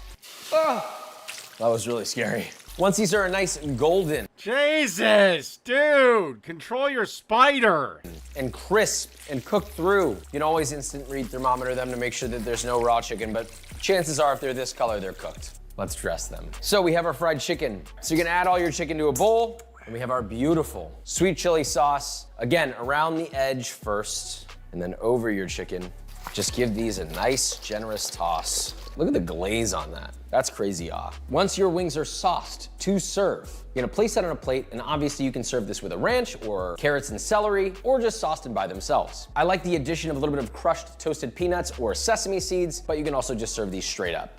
Our final frontier, the 3rd level of wing sauce, garlic parm. But this to me is the best garlic parm wing sauce I've ever made, and I'm very proud of it. Please let it be known. Blender.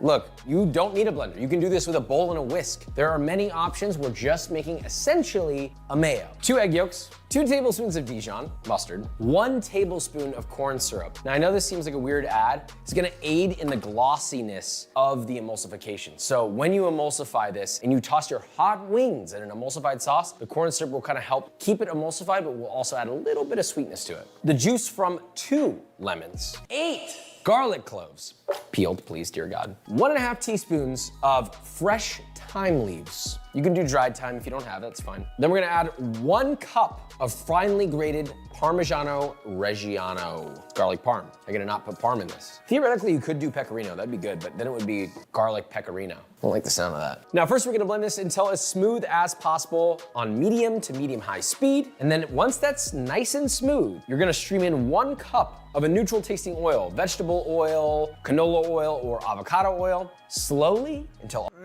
go for peanut. All of it's added and you have a beautiful creamy sauce. Or grape So you're gonna pour your sauce into a bowl. Once you have that in there, you're gonna add 1 shallot, very finely chopped, 1 red Fresno, very finely chopped, 1 tablespoon of finely chopped fresh rosemary, and 2 tablespoons of very finely chopped parsley. Before we mix that, remember, season with a touch of salt to taste, a little bit of fresh cracked black pepper. Just give that a nice mix together. Once you've added all that, you're essentially done, but always taste your sauce first. Does it need more salt? Does it need more pepper? This is your opportunity to add it. Don't add it later. Season it to the max now. I just tasted it, definitely needs a little bit of salt and a touch more pepper. That's our garlic parm sauce. Now we can dress our wings with the tomato-infused crispy breading. Now, how is that possible? Well, I'll show you. We got a 3-tier breading system. The first, all-purpose flour, 2 cups of that. In the second one, we have 4 eggs that have been whisked, and then to those 4 eggs, you're gonna add a splash of water, half a teaspoon of onion powder, 2 tablespoons of tomato paste, and a generous pinch of salt to taste. Like around a teaspoon is fine. All right, you're gonna whisk that until completely smooth. And then last, we have 3 cups of a nice panko breadcrumb to bread your wings, very simply. You're gonna need gloves. You also don't need gloves, it's fine. I just put gloves on so I don't get yelled at. We have our same cured wings here, a mix of flats, drumettes, 2 pounds of that. You have a dry hand and a wet hand. So we're grabbing wet with our wet hand. You'll drop that into your flour mix, and you'll kind of just toss these and tumble these together. I'm doing only a few at a time just to keep things from clumping together. You can do more, but you know, pace yourself. Now you'll shake off the excess flour so these just have a thin veneer of flour. Then you'll drop them into your tomatoey egg wash, switch to your wet hand, toss, toss, toss. Make sure it's thoroughly coated. And then finally into your panko, which you'll tumble and press into your chicken to make sure it fully adheres and you have a beautifully coated wing. Now, just repeat that with all of your wings. Now we fry. 325-degree oil. We're going a little bit lighter because we're gonna have to double fry these. We're gonna drop in our wings, probably in 2 to 3 batches so we don't overcrowd. Trying to pick pieces that are like relatively the same size. Now, we're gonna let those fry for about 5 minutes, roughly, till they reach an internal temperature of 165 Fahrenheit minimum. Then we'll pull them out, repeat with the rest of your wings. Then we'll increase the oil. So you cooked them on the first fry. Why the fuck would you fry them again? Temperature to 350 Fahrenheit. Now, once your oil's back up at 350 Fahrenheit, you will take your wings and put them back in there just until they're a nice, deep golden brown and crispy. Like anywhere from 1 to 3 minutes. Don't burn them. Okay, so we have all of our fried wings and we have a big bowl to sauce them. Very simply, we'll place our wings in. You can do all of them at once. You can do them in batches if you wanna like sauce them fresh each time. I'm gonna do them per plate. Get a couple flats, a couple drumettes, but let's be real, we want the flats. So you'll take your garlic parm dressing, just kind of go around the bowl again, a little bit on top, then we're gonna get to tossing. If you wanna toss these a little more gently, that might not be a bad idea just because they're breaded. You can kind of turn the bowl to the side and just scoop under them and kind of let them fold over themselves. They'll eventually get coated. And if for some reason the breading is breaking off, which it shouldn't, like you can see mine is still perfectly intact, but if you're worried about that, you can also just take a pastry brush and brush that sauce on there, and that works too, right? There's no like right or wrong way to do this. It's just like whatever you're vibing with. Now, you have your sauced wings. When you plate these up, obviously pile them on the plate nicely and finish them off with a little bit of fresh grated pecorino or Parmigiano Reggiano and top with a little bit of thinly sliced chives. 3 wings at 3 varying difficulties and 3 completely different flavors. Buffalo. I mean, it's a crazy buffalo. Whenever I make my own wings, the buffalo always hits so much harder, and it's not because I'm making it. I just mean like homemade wings over like a store-bought wing. Sweet chili. Well, yeah, of course, everything's gonna taste better if you make it versus mass store-made shit. Banger. And then finally, the piece de resistance. This. I mean, look at these. These look insane. That actually does taste like chicken parm. No joke. Dare I say better? I know I'm supposed to talk about this whole plate, But the garlic parm finished with the parm and the tomato in the breading gives it this sort of like Italian-styled chicken parm in the form of a wing. It's crispy on the outside, it's luscious on the inside. If I were to pick one, my favorite one, it's easily the chicken parm. I mean, come on. Obviously a lot more effort, but these are all different levels of difficulty, so you can kind of choose your own adventure here. All right, and that's the last one for tonight. Good night, everybody.